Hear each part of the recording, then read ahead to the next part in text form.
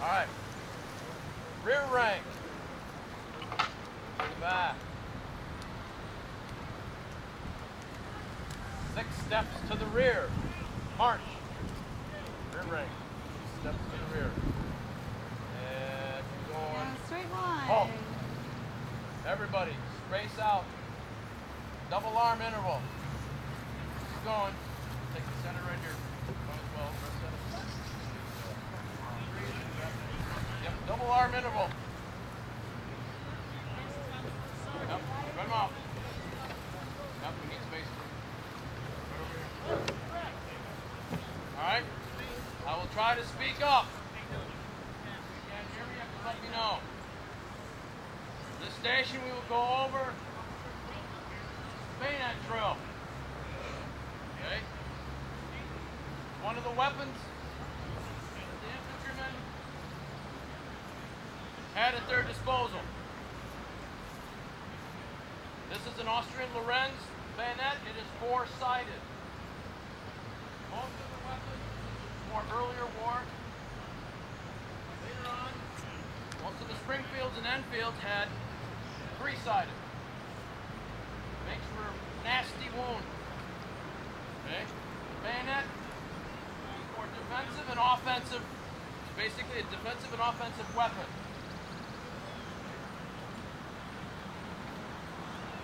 Oftentimes, use your musket as a club for close combat. But today we'll teach you the bayonet. It's a multifaceted tool. Use it to entrench, dig trenches. Okay. Makes for a great candle holder. Or if you're by the fire, get your ramrod, got yourself a squirrel or a rabbit. Makes for a little rotisserie. They used it for whatever they needed it for. Okay.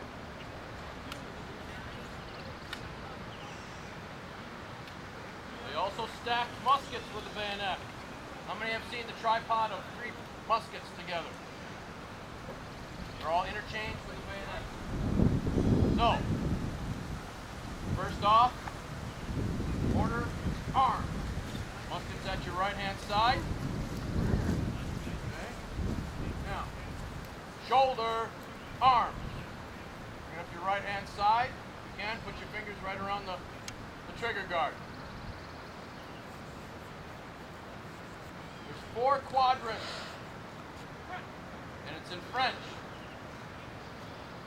Prime, second, tierce, and quart. Lower right is prime.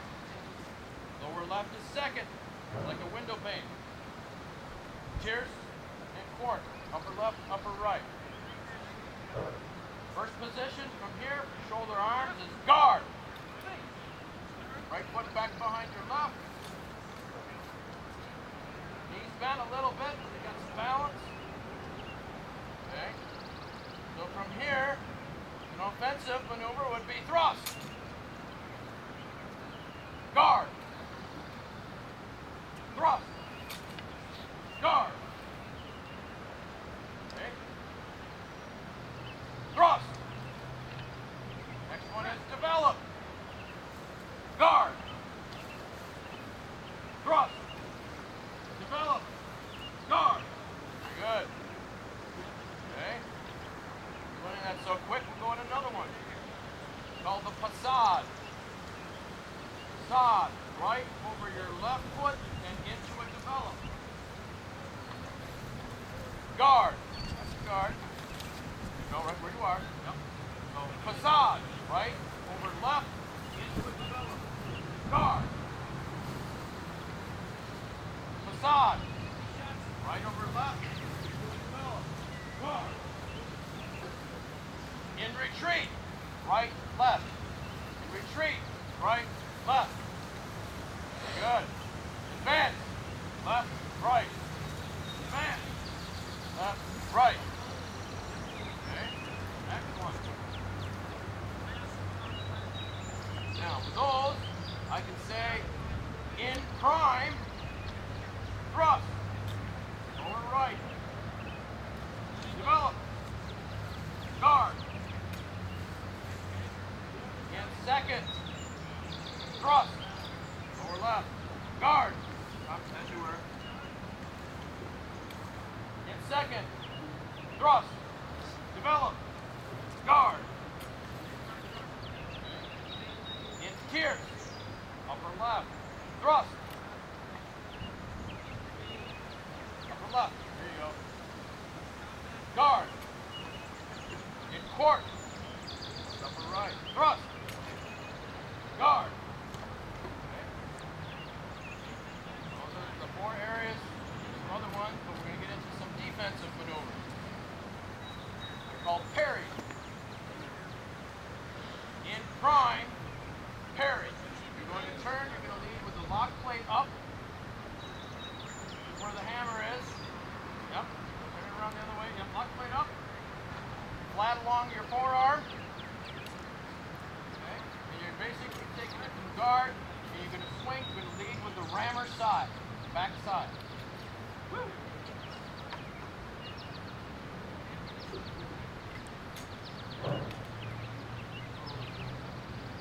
So, in prime, Parry. So what you are doing is,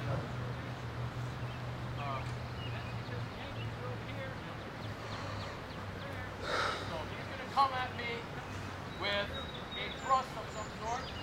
His second, from his second to my first.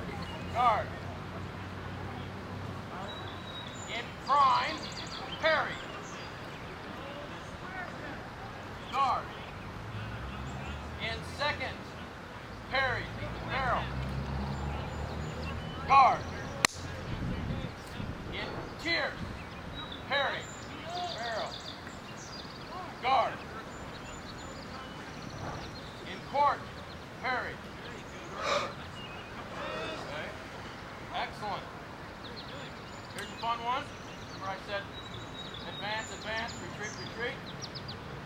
Leap to the rear. Leap to the rear. Not to leap too much farther. Advance. Left to right. Advance. Left to right. Excellent. Now, anybody complaining of the weight of your musket? No one's complaining?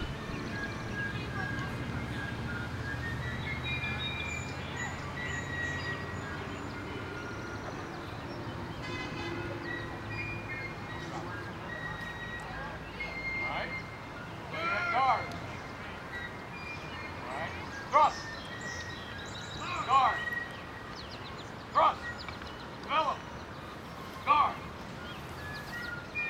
In second. Thrust. Develop. Guard. Excellent. In court. Parry. Guard. Return to the flat.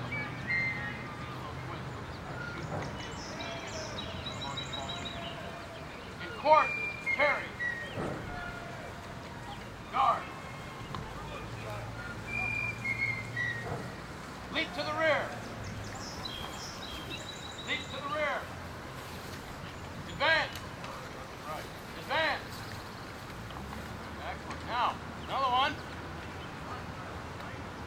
It's called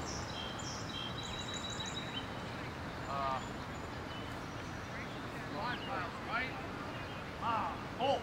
V-O-L-T. Okay. So, a volt is if someone's coming at you from the right side or the left side. Right volt. Somebody turning 90-degree turn. Run. You pivot on your left heel. Yep. Okay. So from here, you're going to go back to be left volt. To the rear volt. You swing clockwise, lifting on your left heel.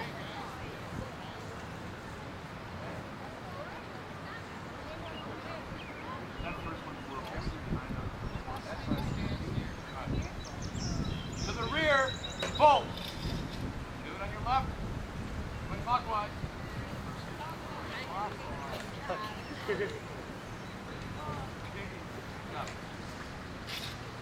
Alright. Shoulder, arm. Order, arm. Ground, arm. Lay down. Yep. Right in front of you. Rear rank. Close order, march. Rear rank.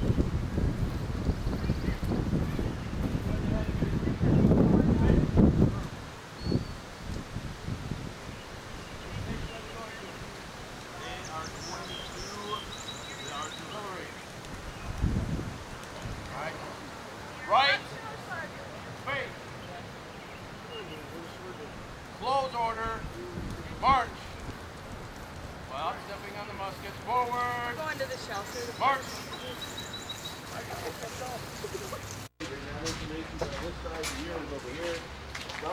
Excuse me, could you guys like... That's the actual reading barrel. Okay. Out front, there's more the serial number and the inspector's initials. The gentleman who inspected this gun when it was made later on went back home and he was a Union officer. So he was, obviously when the split was, he went home. This gun came to Wisconsin about 153 years ago. It was sent to Fort Menominee, which is over in western Wisconsin by Stout University. The purpose of the gun at the time was that they were having Indian uprisings in western Wisconsin, and over in New Ulm, Minnesota, was a massacre over there. And they brought the gun in as a deterrent to the Indians in the event there'd be more uprisings. Well, as it turns out, the gun was never used in any battles or anything that we're aware of. But it spent its life in Wisconsin all this time. And Captain Taylor, when he retired from the military, acquired possession of the gun, took it with him, and it was in his family and their foundation until 1999. And since then, we've had it, and we've been doing what we do now, showing you about the gun. It's We use it for shooting, live fire. We're actually a shooting organization, not as much reenactors. And we shoot everything from pistols, mortars, rifles, carbines, cannons, anything we can shoot. But the gun, it's like I say, it's been here for over 150 years, and it's just our turn to babysit it. The gun's been around a long time. It'll be here long after we're gone. And it's a fine piece of weaponry. Well, who wants a cannon? All you have to do is join Dick in the 8th Wisconsin, outlive us all. That shouldn't take long. Yeah, that won't be long. And you take over the cannon. It's yours. We're just babysitting. Yeah. Need new babysitters. Younger babysitters. Yeah, really. So, like I mentioned, this is a smoothbore, so it didn't have the accuracy of the Parrot rifles that came on, 61 or 2? 61. Yeah. And Dick will give you information about the different rounds that were shot in the gun and how they work, and then we'll go on from there. One of the rounds that was fired in this particular gun was a solid shot. And it was used for breaking up earthworks, taking out horses, wagons, anything that got in the way. He also had a hollow round like this. It had a fuse holder in it. And the gunner would observe forward to see what infantry was coming and judge 400 yards. So the rule of thumb for a bigger time is 1/4 inch fuse per 100 yards. So he would cut a fuse 1 inch long, throw the ball of powder, the fuse in the fuse holder, screw it in. When it's inserted into the barrel of the gun, and it's fired, the flames coming out around the ball, it makes it hit the time fuse. And it goes out 400 yards and it goes to the air.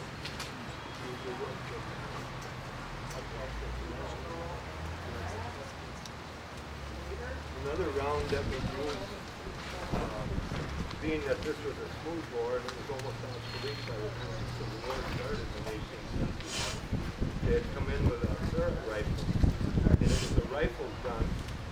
As you can see on the shell here, the barrel would fit the rifling of the shell. It was rifled, so it would slide right in. This is a 10-pound Merrill shell. The range on this gun here was 1,200 yards. Okay, that's 12 football fields. The range on the Merrill rifle was 2,400 yards. Double. So it was quite a difference. That's why these guns here, they weren't used that much because you were too vulnerable to artillery like this that you couldn't reach with this gun, but they could reach through.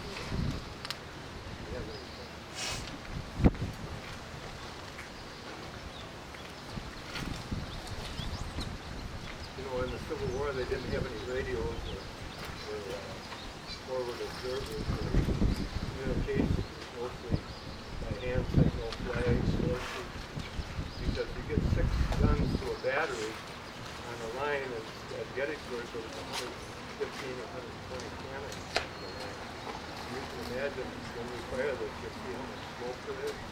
It takes 100 cannons and fire them. And the smoke is so terrific that you can't see anything, you can't hear anything. How many people have a cell phone Civil War communicator? You got a cell phone? The rest of you don't? Oh, They're come kidding. on. They're kidding. I don't have that. Mine is in a locker. Yeah, mine. How far can you reach out with a cell phone? How far away can you be? Anywhere in the world. This thing won't shoot around the world, but if we had cell phones in the Civil War, you could be on the other side of 64, back even at the other park pavilion. The forward observer could tell us where the first round went. We could make adjustments and zero right in. That's the way they do it today. They go by grid. And they can call artillery 25 miles away, give them the coordination on the grid, and they fire the artillery shell that's there. And it's within season.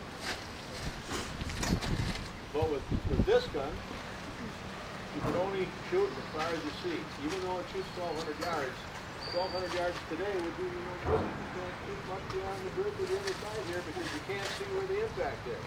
Without seeing where the impact is, distance is useless. You could be shooting into a creek somewhere and nobody'd even know it. You could be shooting into an open field. So you need to be able to see the impact of the round. So that's, they'd usually try to set up on high ground, on a hill or something, and so they could see where they were shooting. But if you were into something like this, this gun would be almost useless. They'd be hiding over there shooting you with muskets and you wouldn't even know where they were. Anybody ever heard of Gettysburg? Yes. Little round top? Well, the rebels are out there in a great big line with all these cannons, and they're shooting at the Union artillery up on Little Round Top, and the soldiers right over the top. And they're only about 3/4 of a mile away, easily within range of the big guns. Missed them. But how do you get it to land on the top of the hill? Pretty tough. So this gun was, the sighting procedure on this gun. You got the sight there, Dickie? Yeah.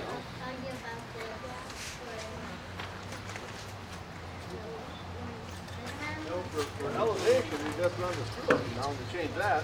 Otherwise, the guy running the sighting would call off to the fellow who's down here, and he'd say, "Move it, try to give me a hand a little bit." He'd be looking there, and he'd go. But this way, the other way.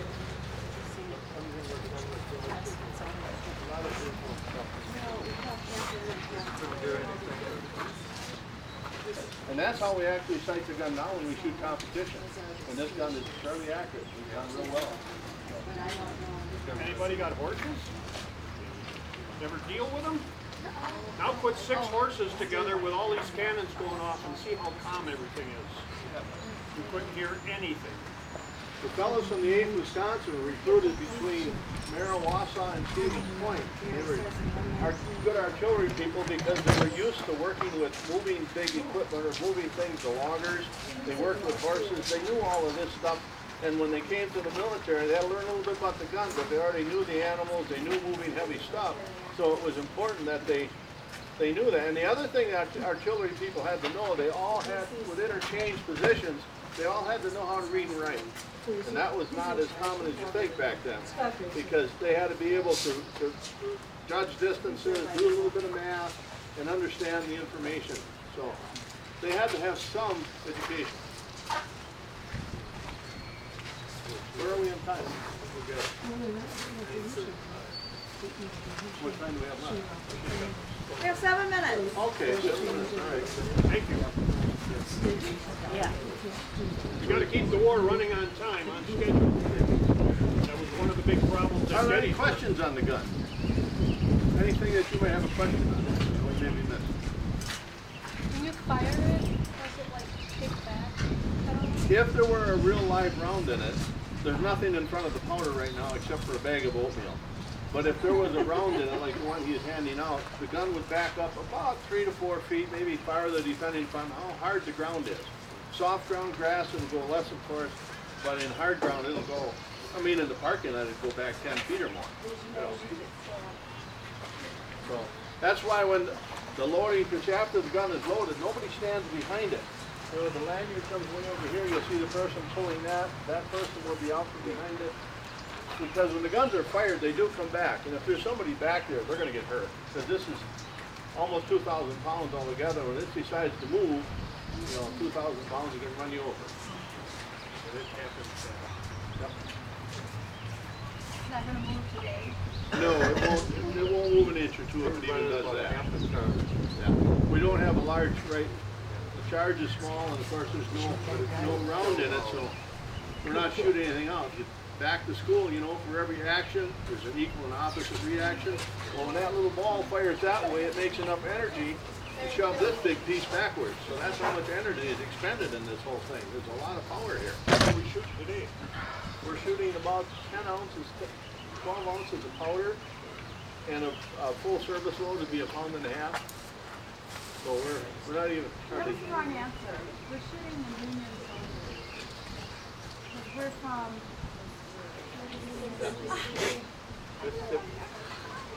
Mississippi.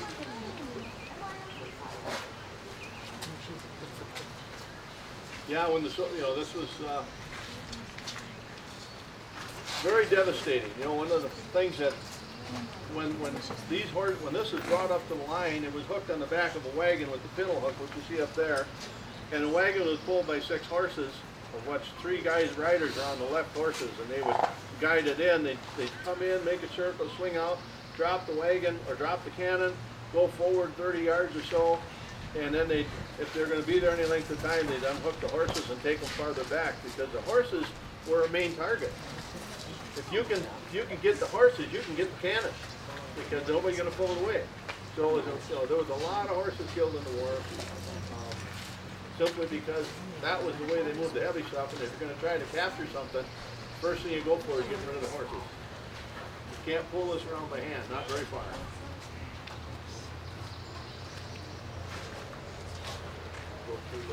Yeah, we'll explain the loading procedure, and by then we'll be close to shooting it, I believe. You all have earplugs? We'll let you know what your we wear 'em. fingers in your ears. When it's time to shoot, we'll ask you to put your fingers in your ears. You're going to want to cover his ears when we fire. Okay. Yeah, especially the little guys.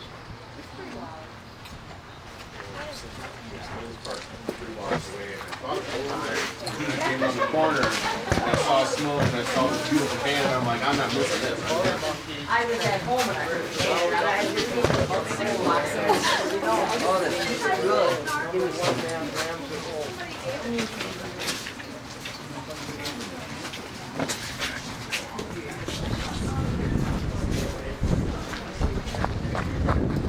After the gun is loaded, number 1 and number 2 will put the implements up here. That tells everybody around the gun is loaded, ready to fire. Because in a battle, when there's cannons lined up and every kind of noise, nobody knows. It's visual. They need to know. You have to switch the quarter bag in order for it to fire. The original one, they used the canvas bag.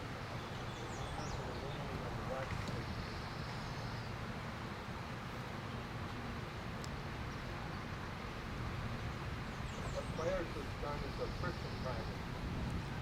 Before a friction primer, they use fuse or loose quills with fine powder. And the guy would have to stand out here and kind of light it with a lantern away from the wheel, because when it blows, it goes right now with a quill. But then you try fuse, or you light a fuse and you're trying to hit a wagon or something that's moving, and it's not going to do it. But the friction primer, when you pull it, it's right now with your speed. There's the friction primer in.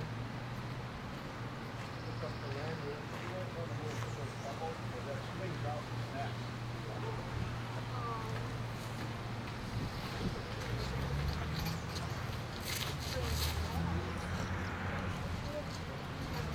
Before we fire, we always check the front. Make sure it's clear to the front. That's clear to the front. Ready?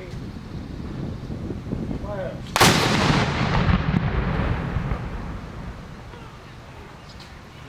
At that point, you put the thumb stall over the vent, and we start cleaning her out. One of the things that happens, you don't cover this as you swing it, it pulls the air back through. Whenever you're playing the thing is going, so you have to knock the air off in order to kill the fire that comes out free.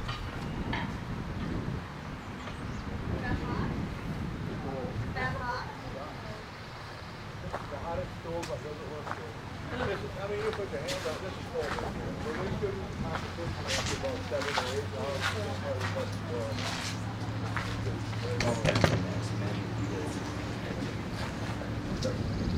After it's wet sponged, then it's dried out a little bit, and the next round coming in, the more was in a canvas bag or a linen bag, and if there was any embers in there, when they were shoving the bag in, this fellow over here shoving it in, if he found some embers and the round went off, well, the ramrod's gone most probably with his arm. And that was not that uncommon. So you had to be careful with that. And that was the reason for keeping the air getting in there on that end is to fan it. You know, you're going, you push it in, take it out, the air is coming in and out, it's actually fanning the fire.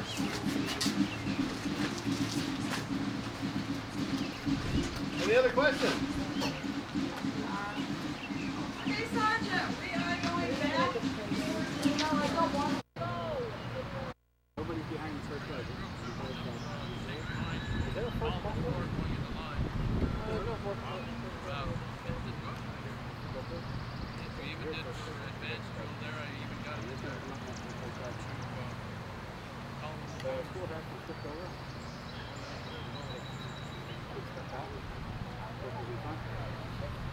Sergeant. Okay, front rank, dress down.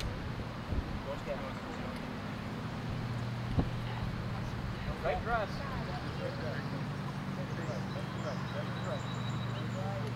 Right. Dressing means lining up the line. When I say right dress, it means you're going to the right. Or sergeant, you don't move. You're guiding up the line. That looks as good as we can do. Okay, rear rank. Make sure you're directly behind your front rank partner. You guys move down one spot here, okay? Make sure that you have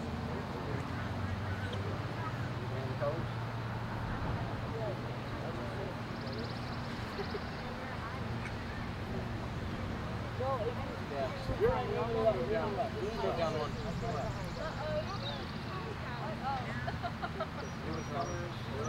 We're making it better. I promise. I promise. Don't worry about who you were with. Worry about where you're going to be now.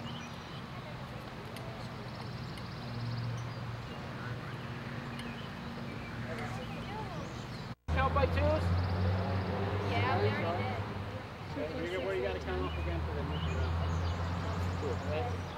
What comes after two? One. Good. One. If you're fifth graders, We three only comes need to next. know two numbers. You guys are fifth grade, right? No, Fourth. All right, in each rank, and I want to hear the rear rank and the front rank yell out the same number together. In each rank, count twos. 1, 2. 1, 2, 1, 2, 1, 2, 1, 2.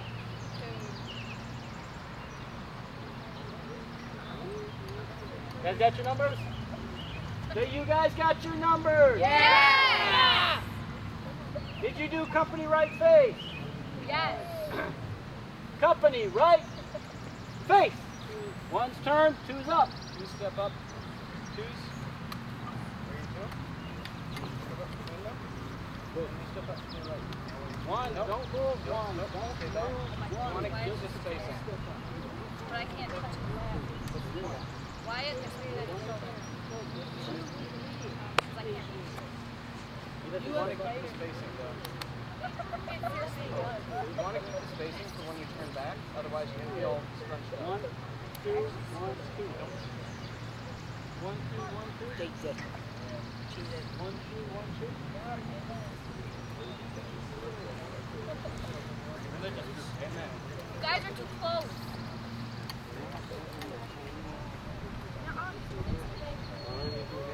They're telling us something totally different. Oh, great. That guy with a beard did. Yeah, he had all this gear and stuff, and he had a beard, and he had a hat. He said he's a special ed teacher. What color was he wearing? Our color? He's a high school teacher. Company, front. One's turn, two's come back up. You step back into the place where you just put it.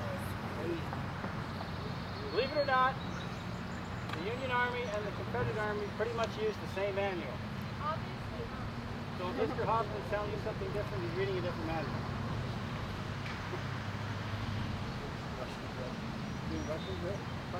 Yeah. Company, right face. One's turn, two step up. Very good. This is a marching column. This is typically how they march from place to place. Okay? Both sides, like I said, we use pretty much the same manual. Did you do bi-file right and left? Bi-file left, bi-file right. Okay? These 4 are a file. Another file, another file. So by file right means we're turning to the right. We're going around a building. We're turning a corner. So everybody pivots at the same place. Each group of 4 will turn like a wheel. Okay, like a door. Watch the person in front of you and turn where they turn. By file right, march. Pivoting right away. 90-degree turn. Just got out of my line. Slow down, my legs are still.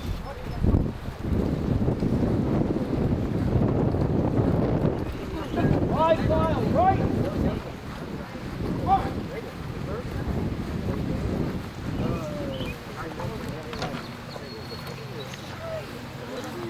By file right, march. Wait for march. You gotta wait for Merrill. Where's your first sergeant? Stop whistling back there.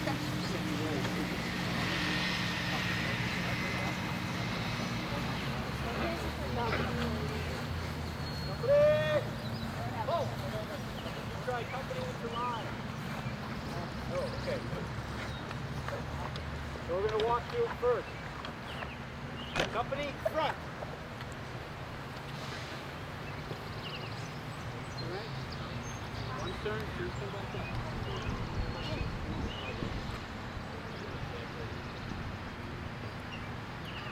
Okay. When I give the command, company view into line, into this line, a battle line. Reason for this command. We're marching in column forward. We come off the road right into a battle in progress. I need to get you into this formation, because this is how they fought.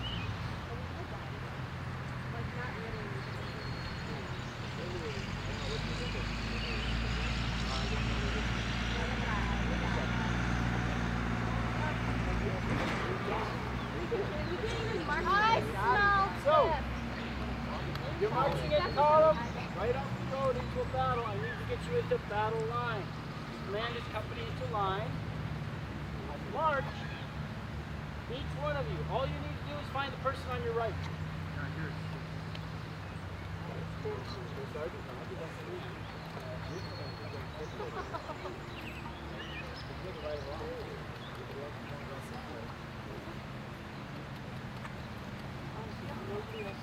Second sergeant, I give that command. First sergeant's going to keep marching straight forward. She's already where she needs to be. You need to scoot out there as quick as you can, because you need to help the rest of the line line up in between you. Okay, you're the far left of the line, right? Okay. You're going to be the far left of the lean line. We're marching that way, we're going to form battle line. Right up, everybody else will follow. Okay, so all you need to do is look for who's on your right. Okay, so you come up alongside her right. That means you know where it is. Okay, and everybody else is rear rank lines up on him. Everybody got that?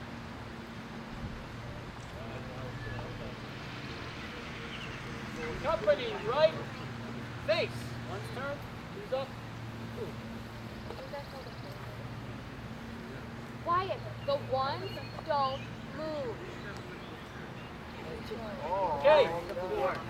We're going to walk through this stationary first.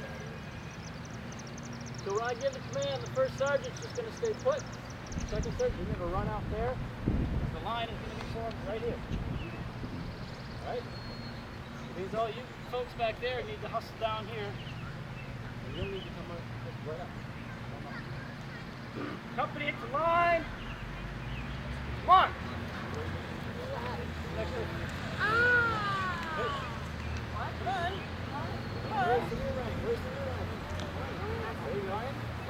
Who's on your right? Find the person on your right.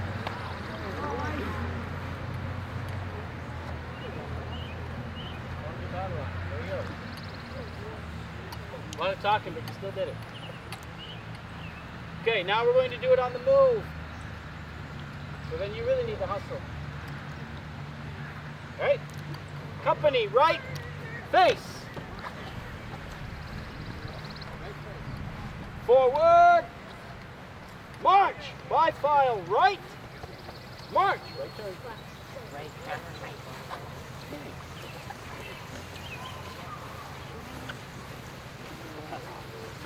Company into line. One.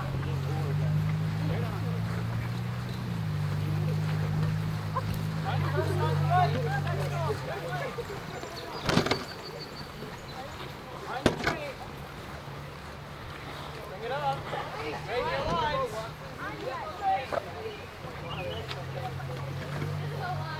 If we're doing this command, you are under fire. Get in the line. Form your line. Company.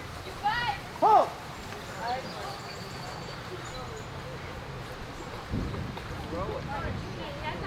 For the cannon to go up. Everybody else, form in line between your sergeants and the colors. Okay. No, you guys did our time. Oh, we still got things. Are you trying to be nice? Yeah. Well, they're doing advanced. My job to be nice. I'm not a sergeant. Company, right face. See if I can get you away from the tree. Sorry about that.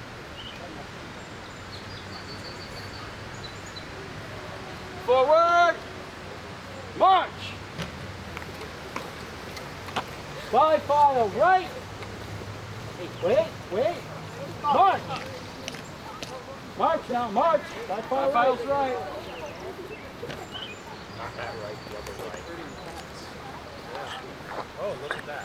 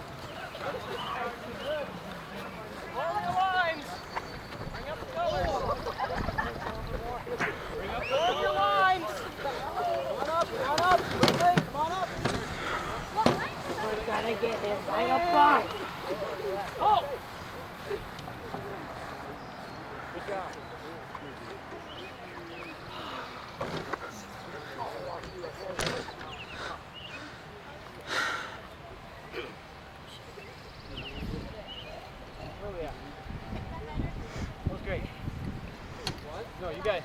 Run a glass. Yeah. Don't you ever get hot in that? No, you guys did great. Yes. You guys did great. You have to remember, these guys did this every day. Unless they were marching to a battle or in battle. Shit. What? I would have given myself up. Shoot me. Yes. I would go hide. I'd go hide in like a ditch. I don't know if anybody wanted to get killed. I don't kill him. I kill you. Oh, yeah. We're all gonna die anyway. Yeah, I know. I'll pretend like I died in my sleep. I'm crazy. You go with it. We're all supposed to be Sunny. stupid. It's really sunny. Uneducated. Fine, carry a musket and walk. Oh. All right. So I got you in the battle line, but the battle's shifting. Okay, instead of being right up front, I need to change the direction of the battle line.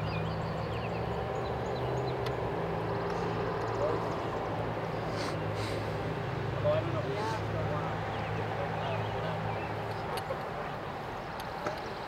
We're going to do a right wheel. We're going to wheel to the right. First sergeant is the hinge of the door. Second sergeant is the doorknob.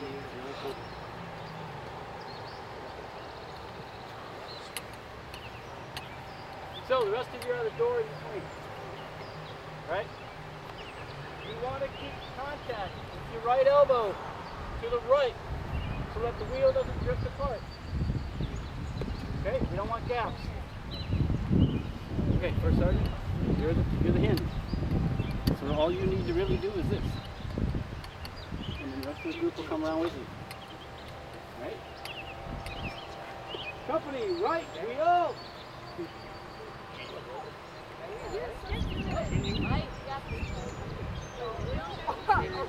That's cheating. They fall behind. We just drag them. You said that word. Smarter now. Smart! I didn't think we were getting that serious. Okay. Whoa, not too fast. Company! Halt!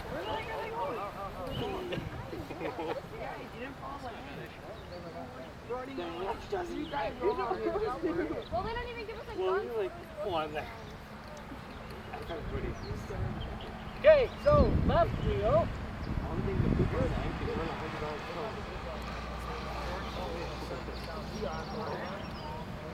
Okay, so you're the outside of the door. You're the outside. We're going to left wheel. So left wheel. Mark. Very good. Outstanding. This is so good. We're going to keep going. Catch up up there. Bigger steps on the outside.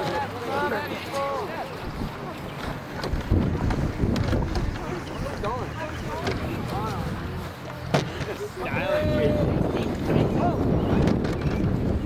Locking arms really works.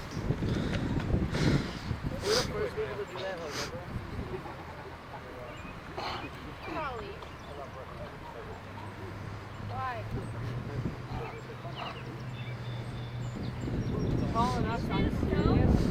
It's okay. The other person called us dumb. Who called you dumb? He said that we must have like a 3-point.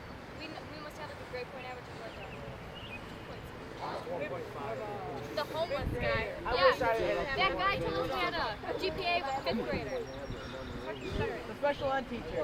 Then he told us that we smell like. Yeah, he's special. Greg Hoffman. No, the union was walking. I smelled that. He's like, you guys smell that? I smelled that. Oh yeah, that was us walking by. It smelled like that. You still do. Okay.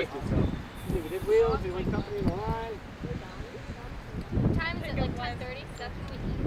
Nope. About 10 o'clock. We have till 10:04. So you guys, 4 minutes. That's long. you guys are so good. We're gonna try one more. First, I want to get you up. We should go slide up this one. Left wheel. March. On the line right here. Left wheel. Parallel to the hill. Company. Whoa.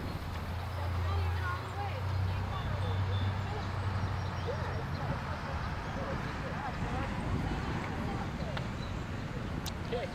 Right. Rush. That's the line on the first side. That's the line. Nice and lined up. No, you don't need to get face for it. Face front. Face front.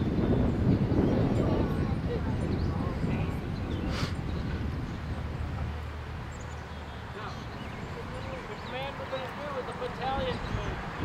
A battalion is several companies. So you're a company in a battalion. All right? So you understand that concept? Sure. There'll be a few companies over there, a few companies over there, forming a battalion front. Okay. Now, we want to go forward, but we've got artillery, our artillery, placed up here. Okay, they're firing at the Yankees right now. Okay, they've stopped firing. We're going to move forward now. We need to get through that artillery. Why would they stop?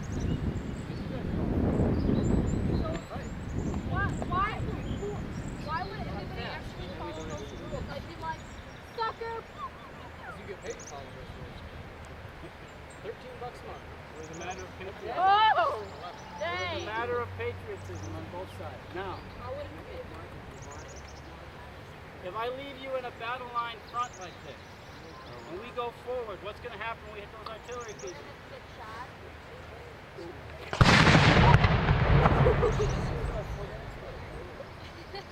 Oh,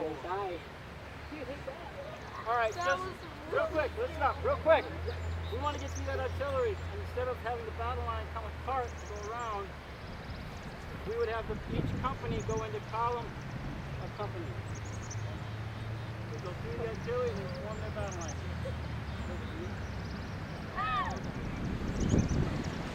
These are like draw. All right, I guess that's good talk for us. You guys are going that way. Thank you guys, you did great. You know, we certainly believe in less central government and more state government control. Sort of like what it is today. Following politics, they always talk about let's get rid of big government and get back to state government. Well, that's what we were after. We didn't want the federal government, the central government, telling what we should be doing back home in our state. So that's why we're in uniform. We don't, you know, maybe we had a preference for slavery, maybe we didn't, but that's, you know, there's different reasons for joining up. A lot of it was just because we wanted to see some action. We wanted to kill anybody in the mood. All right, let's think in for a second. All right, anyway, but we're on a campaign-style battleground. In other words, what you see is what you get. We walk in, we lay down, we get up, and march away. Everything that we have, you don't see wagons, you don't see horses, you don't see trees, trained people. We're out in a battlefield someplace, or en route to one, or leaving from one. So this is called campaign style. It's sort of like going into a state park and hiking for a week, then coming back out. Everything that you carry in, you carry in. You don't wheel in, correct? You carry in and you carry out. That's what campaign style of fighting was about as well. Now, that doesn't mean we didn't have tenting. We probably have that on a wagon train that follows the army. That's maybe 50 miles behind, maybe 10 miles behind. Maybe we're waiting for that to catch up. But in the meantime, this is what we have. We have all our food rations, we have our sleeping attire, we have our battlefield, our battle gear, and we have our weapons.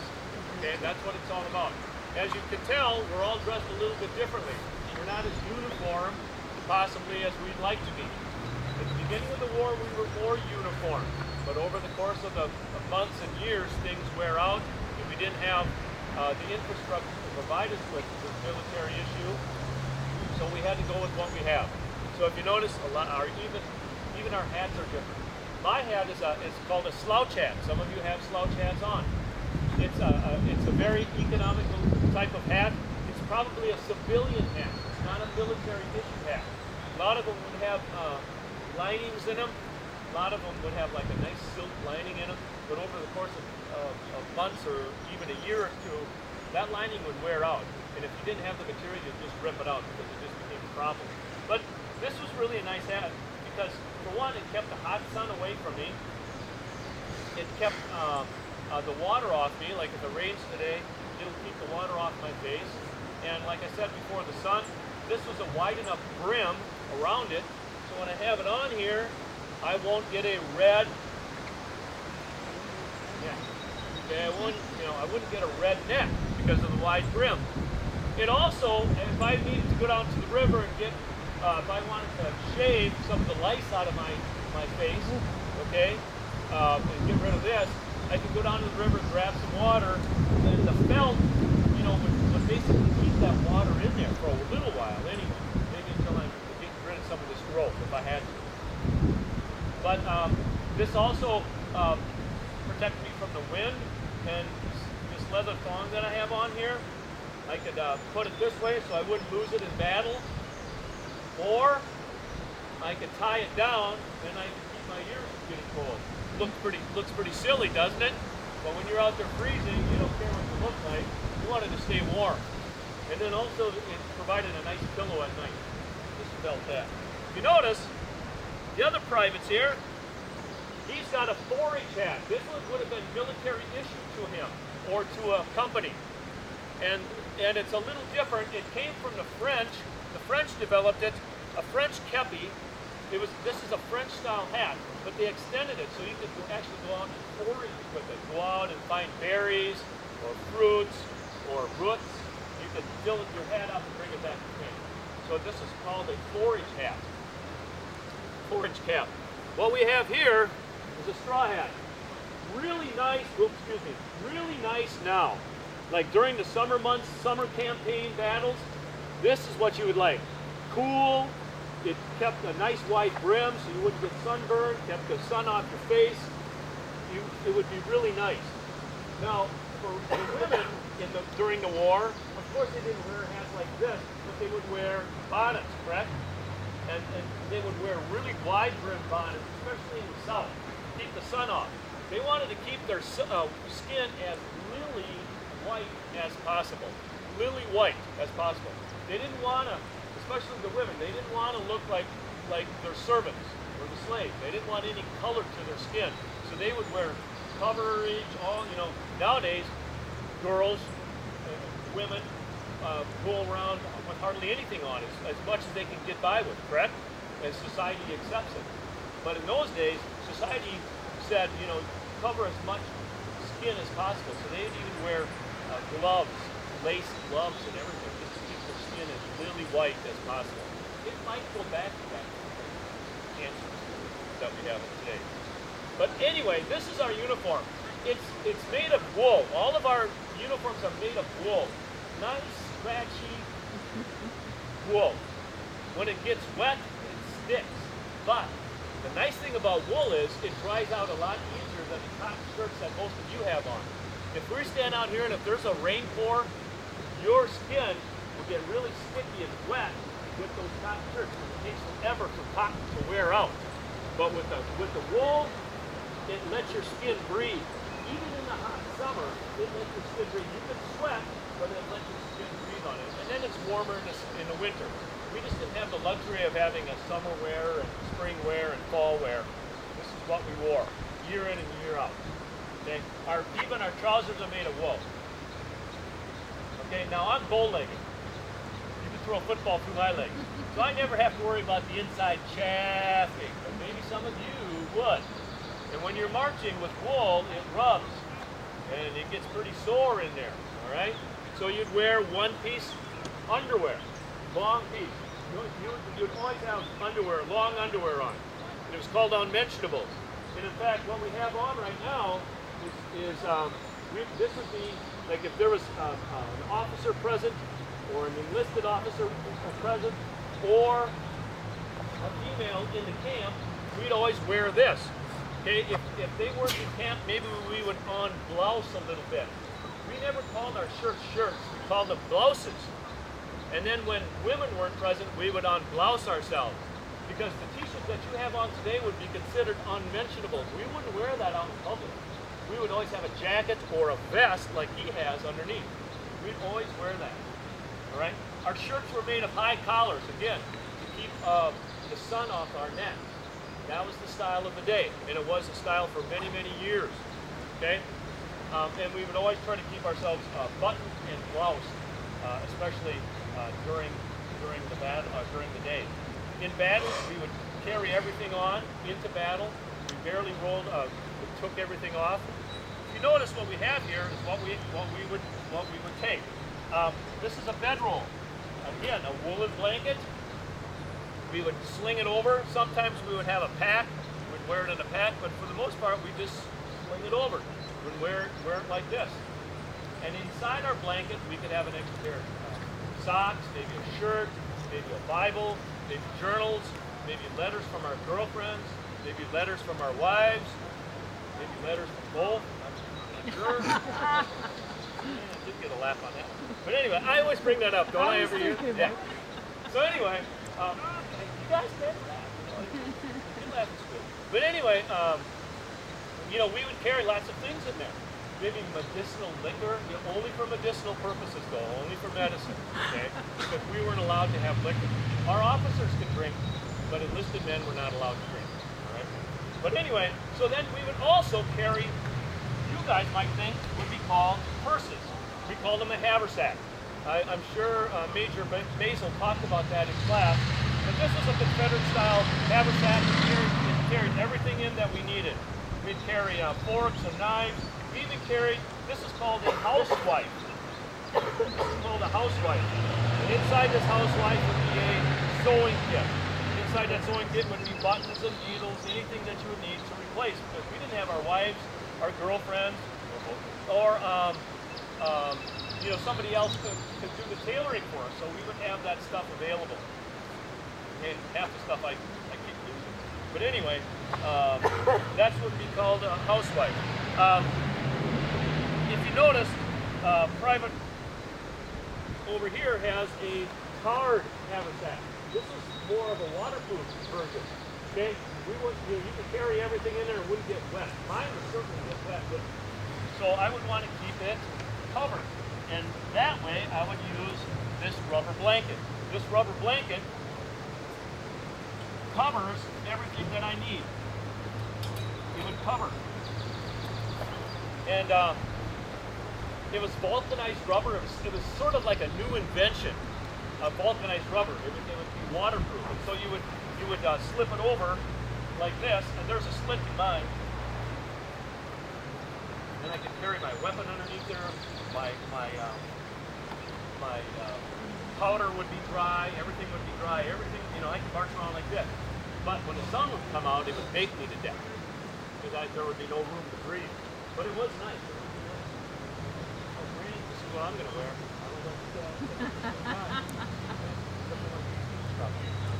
Okay. Other than that, that's what we had. And then they had these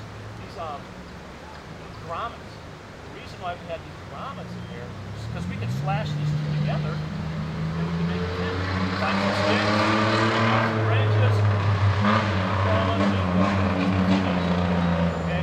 Most of these were ground cover because, like at night, the dew would come to settle in. We'd always like to sleep on this because otherwise, we use these as a ground cover. Or we could tie them up against a bush or something like that, and we could crawl underneath there, and they would be called, if you've ever heard the word, a shebang. That's what they were called. Okay? A shebang. That was just a word for basically a cover. You would never go out into battle without your canteen. If you notice, we all have a different style of canteen. Aluminum ones. We have wool-covered ones. That's just basically because this was a federal issue, probably, correct? Maybe repurposed or whatever. Mine is just, the rust. If I'd leave it in there, the water would get real rusty, so I'd have to change the water every once in a while. But you'd go through, on a regular march, 14, 16 miles a day, maybe even 20 miles a day, you'd go through 4 or 5 of these. You just grab and go and drink. Refreshing. But we'd never leave the battle. Big thing before you go into battle, one thing that your sergeants and corporals would be barking to you about all the time was to keep your canteens full. And you'd be on a water detail, wouldn't we? You'd be called on a canteen detail. You'd go fill the canteen for hundreds of soldiers. You'd be filling them. Because each company would send out 3 or 4 of them. Okay?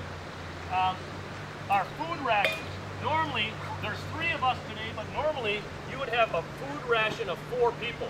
You'd split it between 4 of you, your battle buddies. And you'd get rations from the wagon train or whatever, and one of you would go get the rations. Maybe you take a gum blanket or a rubber blanket to fill up your rations. Rations could be maybe some pork or bacon, something like that. Corn that you can mash up. Cornmeal, something like that. Rice, depended where you were. But you'd get your ration, then we'd split it all up so that we could carry it together, and then you'd go after battle. If you survived it, you'd break up your rations together. That's how, and in fact, that's how they do it even today. The rations that way.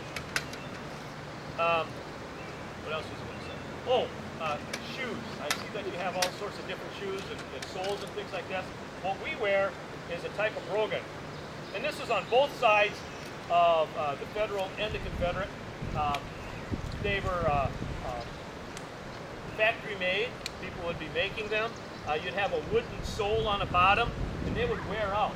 So, like after 6 months, these shoes would just deteriorate, and they were always requesting new boots, new requisition for shoes and things like that. And always, even in today's Army, Weinbrenner, right over here across the river, they ever since war broke out in 2001, 2002, whatever, they've had some good accounts with the military, for making shoes, because we know that when you're going to battle, you need a good pair of shoes. But one thing about our shoes was that they would wear out. So if you notice, I've got a heel. See the heel? It's called a heel plate. Looks like a what? Horseshoe. Yeah. You shoe horses so that their hooves wouldn't wear down or wear out. That's exactly what a lot of the soldiers would wear. We'd put heel plates on there so that our shoes wouldn't wear out. Toward the end of the war, well, not so much on the Confederate side, just because we didn't have the infrastructure to make them, but the Federal units, they would start making shoes that were universal. You could either, they weren't making left or right shoe, they just made a universal thing, so that you could either put them on either shoe, whatever foot would wear out. So you could, if you walked on your side of the heel like some of you do, you could just switch it, and they would extend the life of it. But shoes were a big thing. We'd wear wool socks, because wool socks would let your feet breathe. Okay? If anybody knows, some of you guys, maybe you got an older brother, he comes home and takes off his shoes, and he's got cotton socks on, and what do they smell like? They smell like game. So I mean, other soldiers don't. Yeah. But anyway, that's because they're cotton, and that sweat has just been soaking in his shoe all day long. Okay? Wool socks let your feet breathe, even though they're itchy, scratchy. Right. Anything else to add? No, not too much. You got most important stuff. You got your canteen, and then you've got this, which is the tool of the profession, so you can't go anywhere without it. So you get all sorts of different types. Most Confederate soldiers would have this kind. This is called an Enfield. It was made in Britain, and it was slipped past the Yankee blockade. It's a single shot, 50 caliber. You see how big the hole is. That's about the size of the bullet that would come out of it. It's also rifled, so I could probably hit something that's 100 yards away with this. Let's see, what else? So then you'd have, this would carry your bullets. You have cartridges. You have some paper cartridges. That would contain the powder. That would contain your bullet. You have here the percussion cap. So this is what you put here on what's called the nipple. So you put that on there, and you'd be ready to go. You have to. The big thing with this too is, you have to ram the bullet down. And then you have a bayonet. What I wanted to say too is, how many are left-handed? Okay, if you're left-handed, you would be taught right-handed. You wouldn't be able to use your left hand for this. This is a right-handed army. Even in today's army, it's right-handed. Everything's right-handed. I'm left-handed too, but I had to learn everything. See, everything's on the right side of my body. This is right-handed. Okay, this is everything made for right-handed people. Shooting. You don't want to be shooting on the left side because you might shoot somebody else's ear off or something. Okay, your buddy. So everything was right-handed. And in fact, most of our drills are right. Isn't it right face? You ever hear one? A lot of it is right face, column to the right, whatever it is. Okay? So, just a little bit of words about this. Since the gun's so heavy, when it doesn't work, when you don't have any more bullets for it, you can use it like a spear. And, this would work nicely if you hit someone and be a good way to pull some guns out. But during the Civil War, most soldiers wouldn't use this, not in combat. So they'd use it for other purposes, like if they were in camp, makes a nice candle holder. Or you can skewer meat with it over a campfire. Use it like that. When they would say fixed bayonets on both sides of the army, both sides of the Federal or Confederate, when they would say fixed bayonets, then you knew you were in some serious battle. Okay, because then you knew it was a life or death. These things were razor sharp. You take care of these very diligently. You didn't want to slice your fingers. So they were made to get into your stomach, okay, rip their guts out and then tear them out. As gross as that may sound, it was even grosser to even haven't imagined. Okay, and you could spend weeks drilling on the act of killing somebody.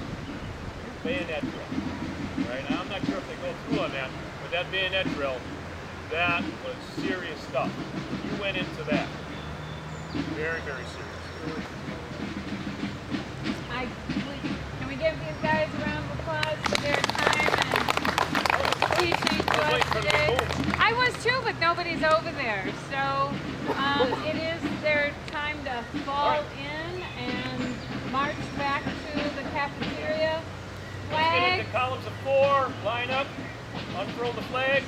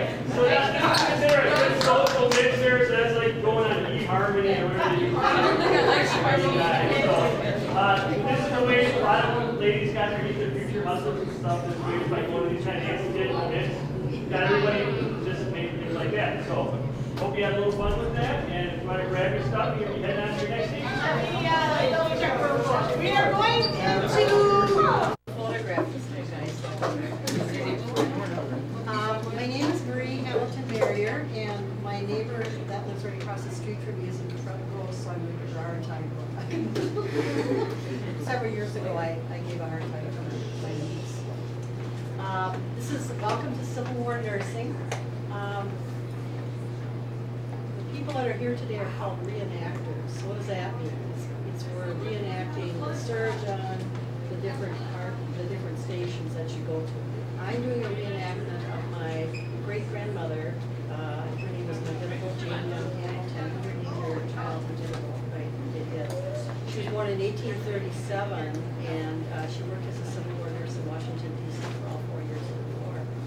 So I'm going to be, if you went to Williamsburg or a real historically accurate like Gettysburg or battlefields, I would not be slipping out of my character. I would be repeatable through and through and asking a question that would be answered in the 1860s, knowledge base, but I'm going to kind of slip back into one, if that makes sense. So I'm born in Greenville, Maine, which is in northwestern Maine, and in 1837, so I was about 23 by the time the Civil War started.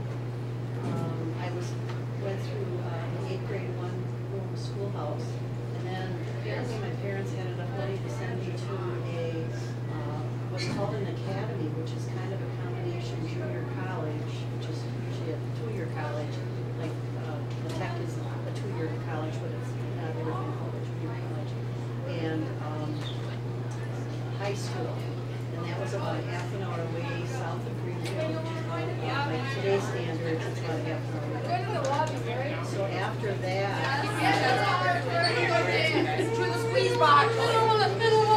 after that, I probably worked in a factory. A lot of women in the winter they worked in factories where I could have taught. I had a fairly good education for that time. And by the time, like I stated, the Civil War started, I was about 23, which by that time most women How you doing with that, married probably had 3 children, but I didn't.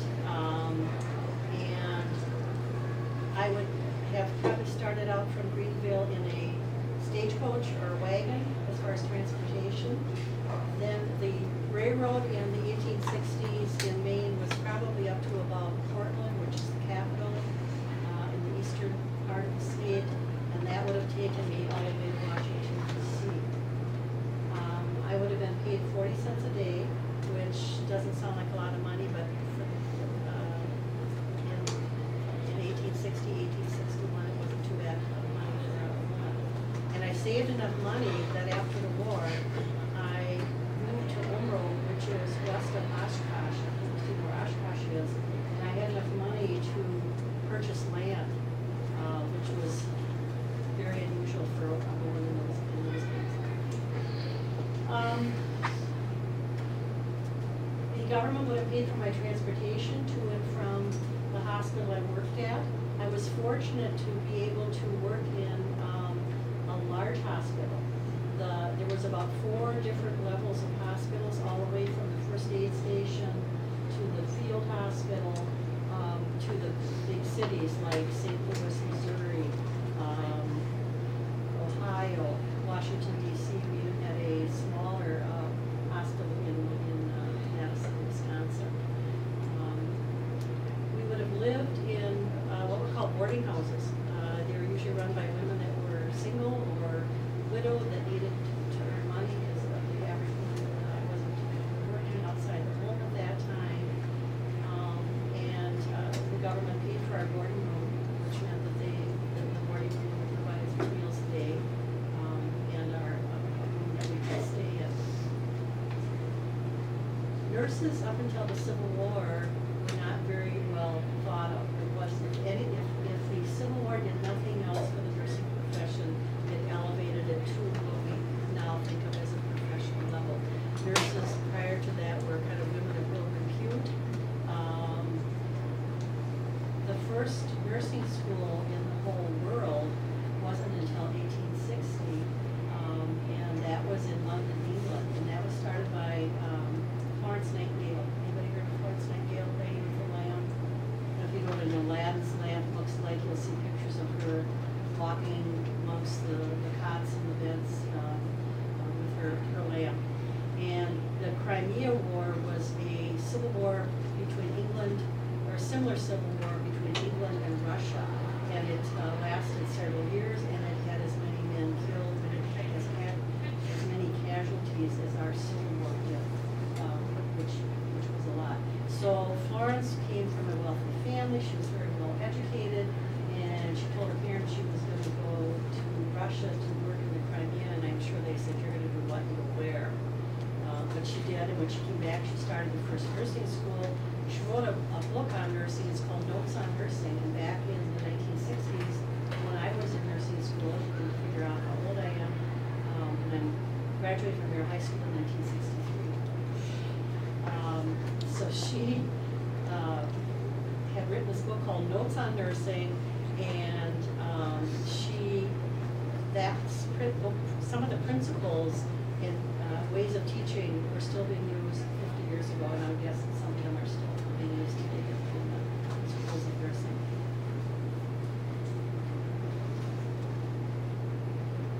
There were religious groups that acted as nurses prior to that time. There were the Alexian brothers. There were the deaconesses, which were women from Germany. There were the Sisters of Charity, and I was reading a book last night on the Civil War Medical Museum in Fredericksburg, Maryland. Pretty exciting reading, right? And it talked about there were large hospital ships on the Mississippi, and one of the ships was staffed by, I forget that there was a word, and then they said Sisters of the Holy Cross.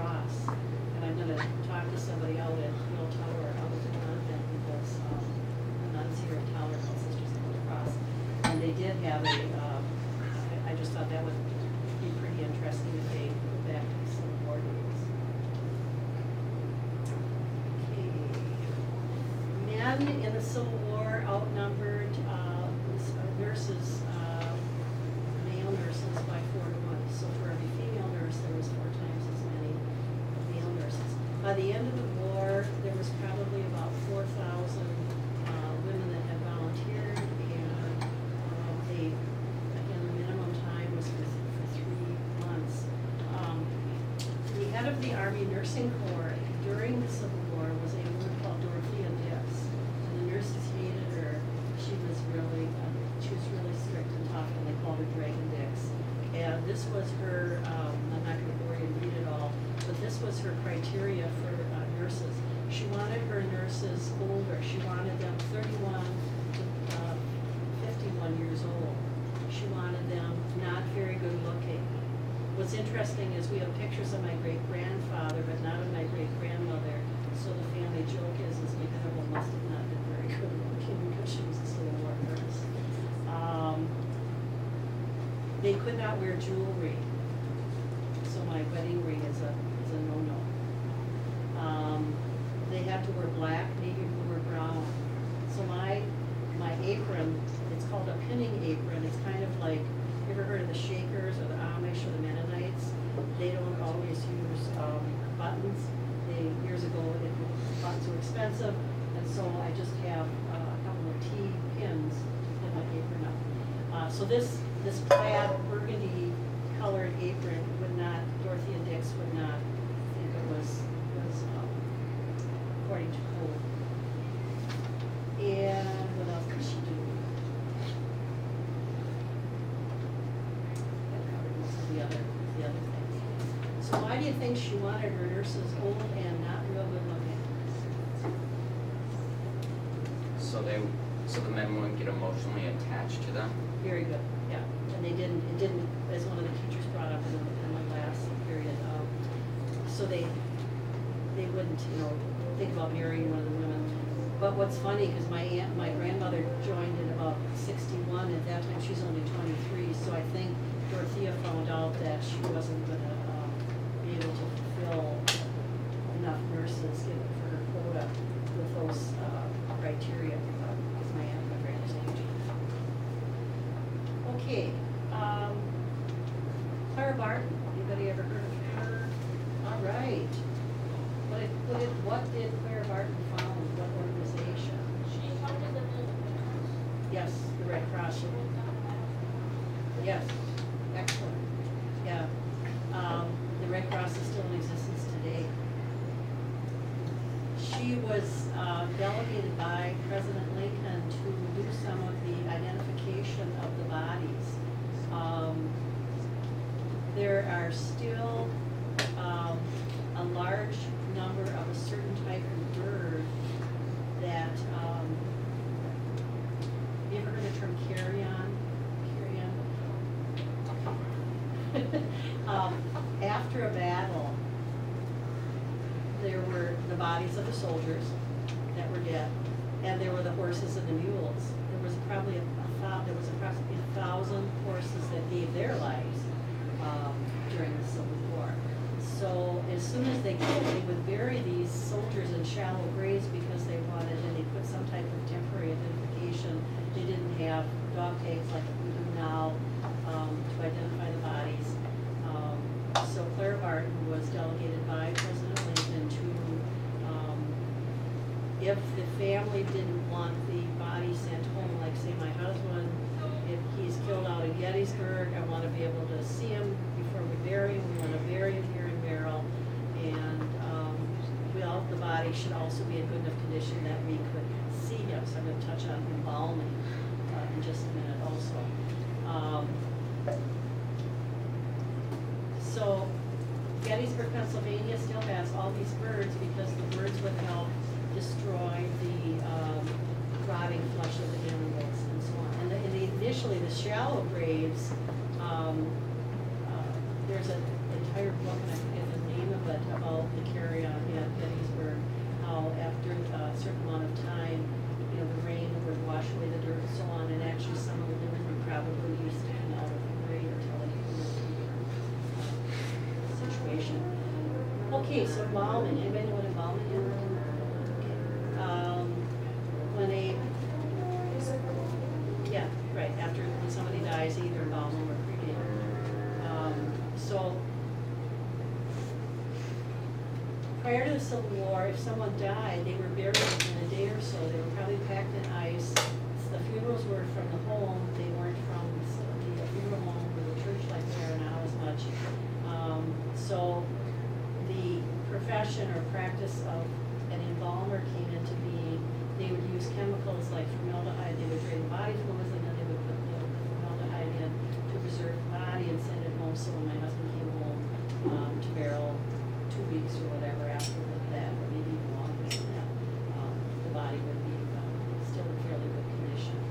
When Abraham Lincoln was sent, they had the funeral in Washington, D.C., but then he was sent back by train, and all these different places wanted to see him in different towns, and I don't know how long it took, a week or two.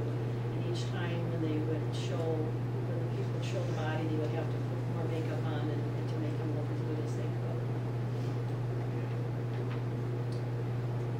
Did I talk about who the governor of Wisconsin was during the Civil War? Does anybody know that? It was a governor, Harvey, and poor Governor Harvey died during the war. He was going down the Mississippi on a boat, and he had the misfortune to slip off the boat and drown. So his wife Cecilia, back in Madison, started collecting supplies for the soldiers, everything from home knit gloves and mittens and socks and jellies and jams and things that they would prepare for the soldiers and they would send them. The food, has anybody talked about the food during the Civil War? They had what was called hardtack, which was basically water and flour, might be a little bit of cornmeal and some salt. And at best, when it was fresh, it wasn't too bad, but by the time it got to the soldiers, it was hard, it was wormy, it didn't taste real good, but it was calories and it was food. So Cecilia Harvey did that, and she also had a hospital built in Madison. It was called the Harvey Hospital, and it was in existence, the actual building, until the early 1900s, about 100 years ago, when it was torn down. It's, I believe, where part of the university is now in Madison. The early hospitals, the field hospitals, were at best, we use the adjective deplorable. They weren't clean, they weren't sanitary, they smelled to the high heavens. It was really bad. When you got up to the higher level hospitals, it was a little bit better. But it was, those were the ones that were in somebody's house, somebody's in a church, in a factory, in an empty building of some kind. Disease killed more soldiers in the Civil War than did the actual artillery. Men died from disease 2 to 1 compared to the wounds. The simple things now: diarrhea, dysentery is another word for diarrhea, typhoid, which is just now we would call it salmonella diarrhea. It's a specific bacteria that causes it. Smallpox. The smallpox vaccine had come into being in the late 1700s. Thomas Jefferson actually Thomas Jefferson had his family vaccinated, and I think it was the other John Adams back in the 1700s.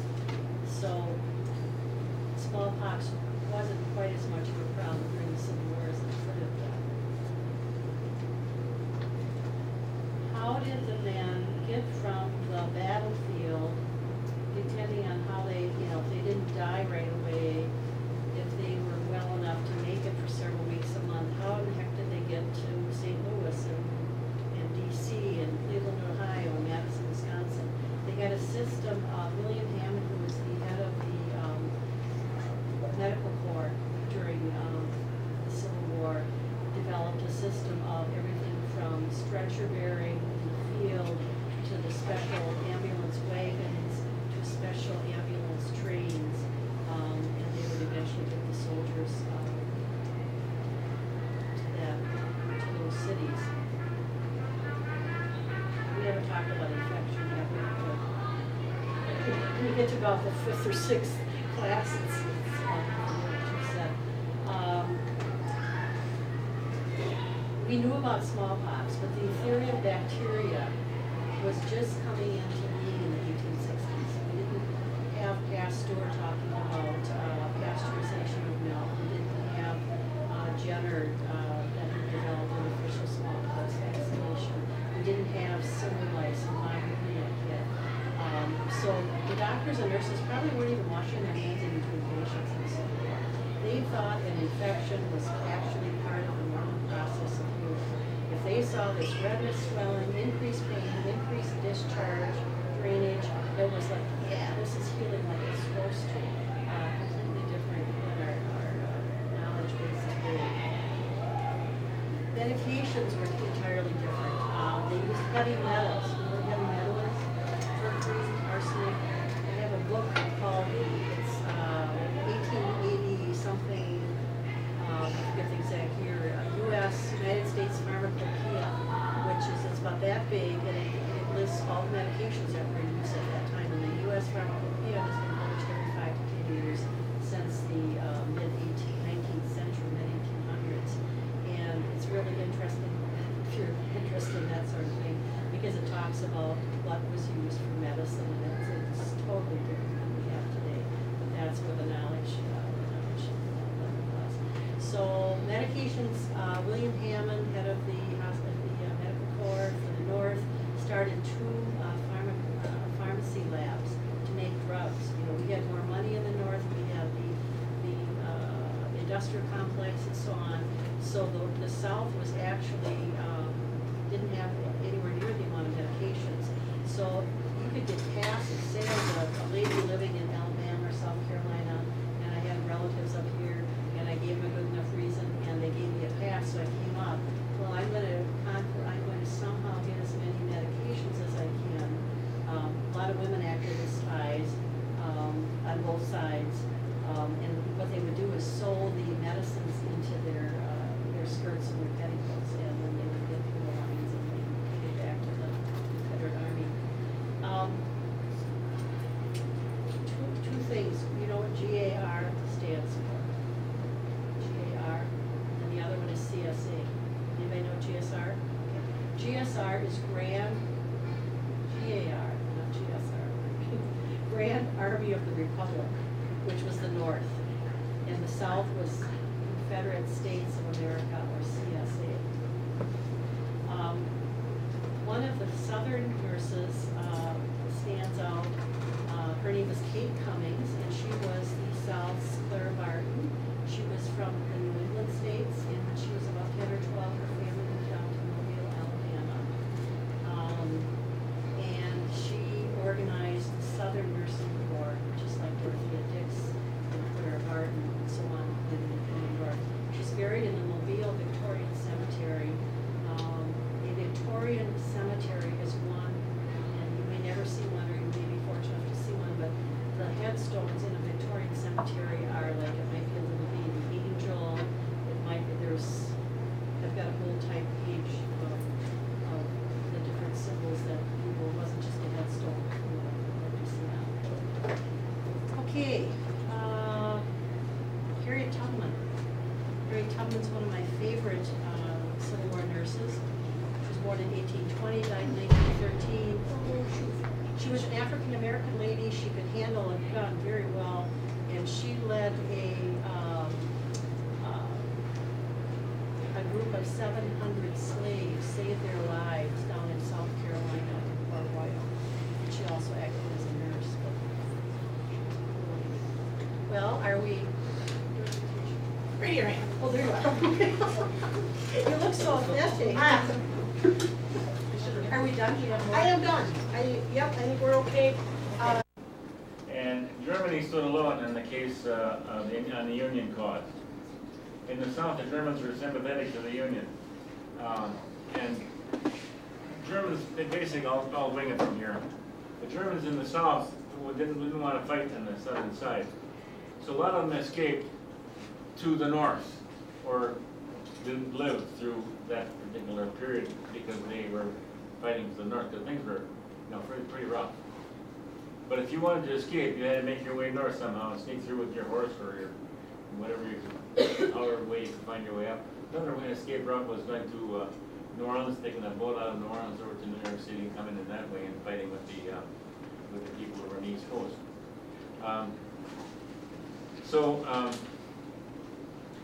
There were roughly 5 or 6 German generals that were pretty good generals in the Civil War. Unfortunately, they weren't accepted by the West Pointers. Who knows what West Point is? Okay, go ahead, tell me what a West Point is. It's the Army College. They agreed to have officers. And the Germans hadn't had a war for about 50 years, and so when the German generals came over to be generals, they were kind of like looked down upon because they weren't West Pointers. But they were good, brave generals and did a good job on the fighting. So, what else am I going to say here? And I've saved these notes for a number of years too. And the generals who did this were Oosterhuis, Siegel, Schurz, Steinwehr, and Stahl. These were the guys that were the German generals. Naturally, in the camps, the language of the people who fought there was spoken. Now we had the Irish come in, and we had the Italians come in, and you had all these other different nationalities that just came over to this country and fought it. Okay. So, okay. And I'm going to talk about the German culture right now. Can anybody name something that is particularly German? Yes. Hot dog. Hot dogs. What did you say? I didn't hear him. Hot dog? Okay. Yeah, that'll work. Anything else? Some kid earlier said Limburger cheese. Yeah. Something that is culturally German. Culturally German. That we are familiar with. Foods. German side. Yeah. Volkswagen. No, we're talking about eating something. Yes. Beer. Yeah. Yes, for sure, yes. Rats. Rats? Oh, the other classes got this right now, yes. What? You still haven't got the big one. Sauerkraut! We made that at Grandma Basil's every summer. Yeah. Sauerkraut. All cultures have kraut. It goes under a different name, and the Koreans call it kimchi. But almost all cultures have kraut because it's a very easy food to grow and very easy food to work with. And so that's probably what you had. Like this class right here named more German stuff than the other classes. The rest of them kind of looked at me. So thank you very much. It was very nice, very nice. Now, there are a lot of tunes came out of the Civil War, and I'm just going to mention a couple of them. How many have heard of Elvis Presley? Did you know that Elvis Presley had a hit that was made from a song from the Civil War? The song was called Orally, Love Me Tender. If you haven't heard this by Elvis, go seek out a CD or a record someplace and listen to that. He did a beautiful job, and I think it was a big seller for him too. Then we had Johnny Comes Marching Home, John Brown's Body, Just Before the Battle Mother, and I like that one. Because, and the guys would sit in the camp and they were on their campfires and they knew the next day they were going to have to go to battle. They would sing this song, Just Before the Battle Mother, I am thinking thoughts of you. Can you imagine how sad that would be? Because they knew something happened and they would not come back. The people from the South had Yellow Rose of Texas. The North had the Battle of Cry of Freedom. How about Dixie? Dixie, there were bands that just would go into battle playing Dixie. Yes? That was the South, wasn't it? Yeah, Dixie was the South, yeah. Dixie was popular all over. All over the place, exactly. Tempting Tonight was another song. Okay, well that about covers what I was going to talk about the German culture, but I'm going to show you some things that are a result of the German culture, and I have them sitting on the table here behind me. First of all, let me say this. I'm going to pull out an elk horn, and that's that big long rascal I got here that you're going to see in a minute here. All countries that have mountains have some kind of an instrument that communicates with another mountainside or a village. A human voice can't do it. Now, a year ago I was not here because I was in Switzerland with my granddaughter to another event. We went to this place where this band was going to play. We parked the car. And somewhere on the hill, way up there was a guy practicing an elk horn. Way up there, but you could hear it. I'll never forget, that was a really neat time. For me, anyway. Now, this instrument here is an elk horn, and it's the first one we acquired. It's the first one we acquired. Why don't you hold this one? I'm going to ask you to read what's inside. Later. Just hold it for me.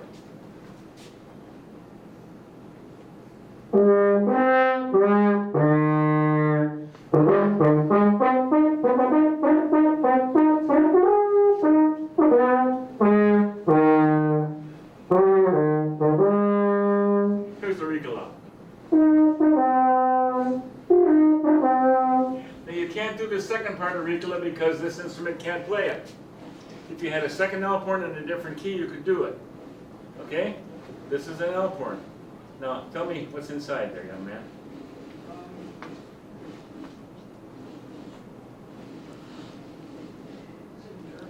It's in German. But it's a guy's name and the village he lived in. And he painted on top of that elk horn the village he lived in. Do you see the painting? How old is it? Old. I acquired this instrument, hang on to it again. I acquired this instrument about 20 years ago. There was a Swiss restaurant going out of business and they were selling this. And they didn't give it away. I had to pay $5 for it. We have 3. And they all happen to be in the key of A flat. Just by accident. This is in A flat. Most of these instruments, fine. Okay. Most of these instruments are in G or F. And then some years ago we were playing in German Fest.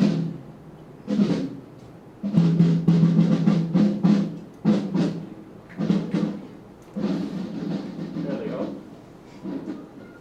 Get to hear it. Where was I? I don't know, he's leading the 7th grade Phi-Ed in. Okay. We were playing at a place in Milwaukee called German Fest. My band plays there every year. And we were playing German Fest, and there was an Austrian band there that wanted to sell 2 elk horns. And I said, what key are they in? And they said A flat. We snapped them up like that. So now we have 3 of these, and all 3 are valued at about $5,000 and they're insured. We take real good care of them, make sure they don't get hurt. But I want to show you something. If you look at this instrument right here, and if you tip it straight up, which I can't do, does that look like that's a tree sticking out the side of a hill? Yes, because that's exactly what happened to it. What they do is they bring it in, they cut it in half, they hollow it out in the inside, and then they take rattan and they wrap it around there, and then they get the instrument. Currently, these instruments are being made out of fiberglass in all sorts of keys and all sorts of adjustments. And to me, that's cheating a little bit, because I'm a kind of a purist. I like to see it the old way. So anyway, this is an elk horn. Any have questions on this? Let me go back a little bit. What were they used for? Talking. Communicating. What? Talking to people on Communications. Yeah. They had different calls that they would come up with something. So, okay. I'll put the elk horn down. It does come in half. It breaks in half. You put in the package.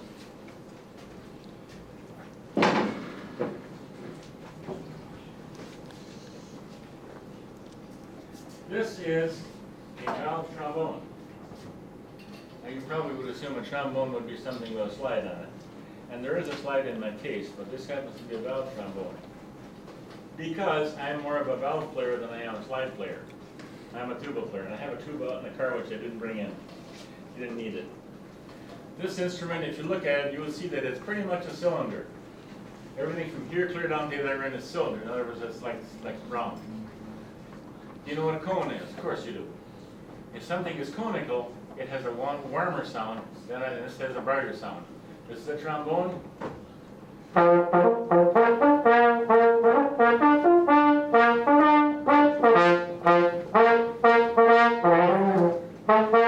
So that's a bright sound of a trombone because it's a cylinder.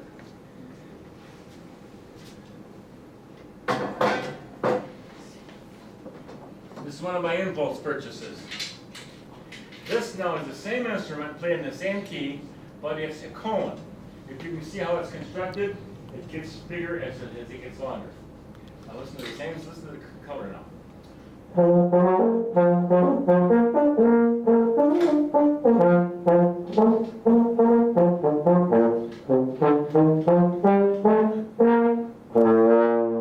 Also notice, instead of valves like a trombone has, there are rotary valves. They believe about these rotary valves over in Europe because they're a lot faster than the other ones. And you just push them down, and pop right back up. That's 4 valves because it makes certain notes sound a little bit more in tune. This is then a baritone.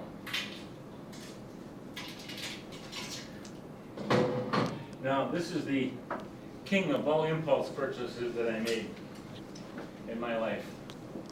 This is the trumpet. Okay? You know what a trumpet is, right? It's about that long. Okay, let me tell you about this one.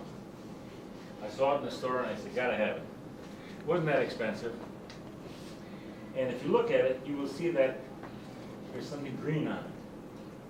And then there's all this maze of stuff that makes the instrument work. Here in Wisconsin, we want to go deer hunting. We're going to go get a license, get some orange clothing, go out in the woods and go deer hunting. Over in Europe, you have to belong to a club, and you have to have money. It's not a cheap thing at all. And to this day, instead of having a walkie-talkie to call to people to when you're hunting, you blow this instrument. It's without the valve cluster. You blow this instrument to tell somebody, for example, we have an animal down, it's time to come in and have lunch, things like that.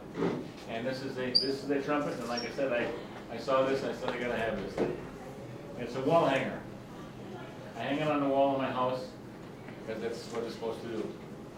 It's supposed to look cool. I got a lot of stuff in my office that you wouldn't believe I had that you wouldn't see anywhere else. And this sounds like a trumpet. Rotary valves again. I gotta apologize first of all, I don't have a trumpet lip.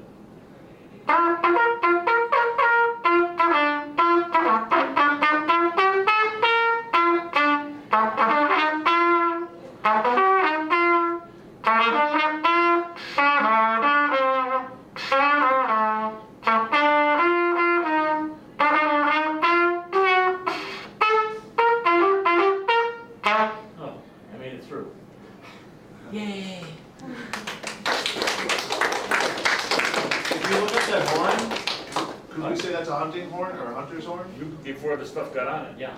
If you look at one of the symbols for infantry, and some of you might even have it on your hat, it's basically that European hunting horn. And the British use that symbol, I think the French might have used it, the Americans copied it. It's copied after that instrument, the hunting horn. For the post. The symbol for the post office, too, at the time. Okay. Now this is the impulse purchase of all time. How many know what a harmonica is? Have you blown on a harmonica? Yeah. And what happens when you push? You get one note, pull, you get another, right? Same principle here.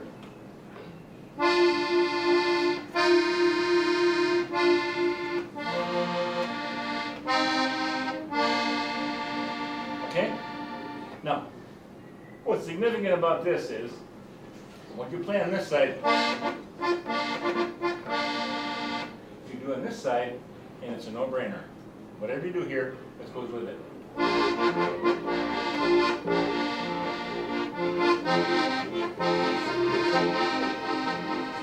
Got it? Okay. Now the reeds on this thing must be that long. Listen to the sound. That's loud for an accordion reed. That's really, it just bangs out of there. The top half. Now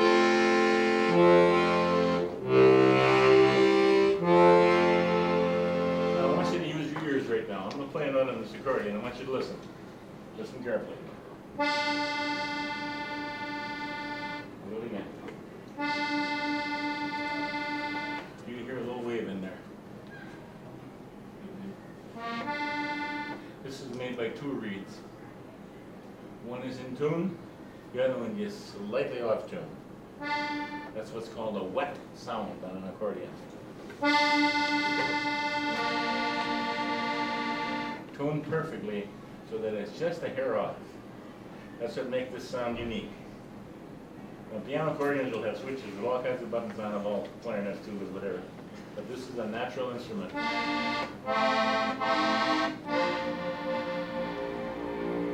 Okay.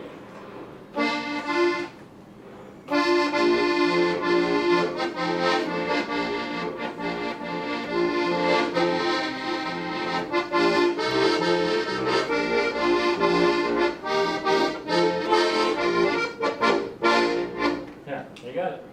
That's how you do it.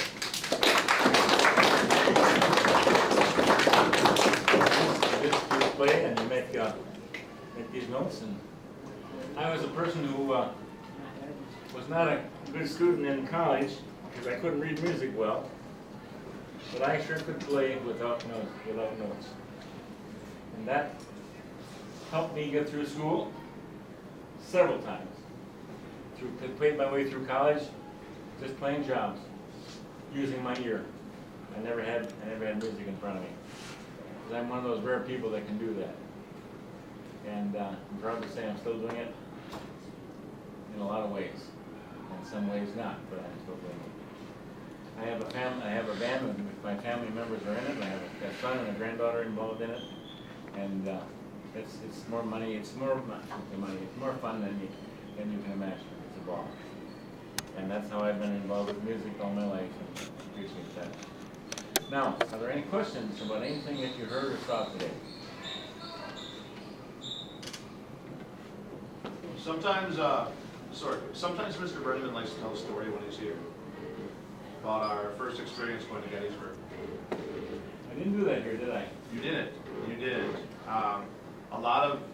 Some of our students here are going to be going on the Washington, D.C. trip in a few weeks. They decided to do that last year. They fundraised. They came up with, how many of you are going on that trip? Anybody going on the D.C. trip in a few weeks? Because the first time I ever got to Washington, D.C. was with this man, and it was government and band. I was a senior in high school. It's the furthest away from home I'd ever been.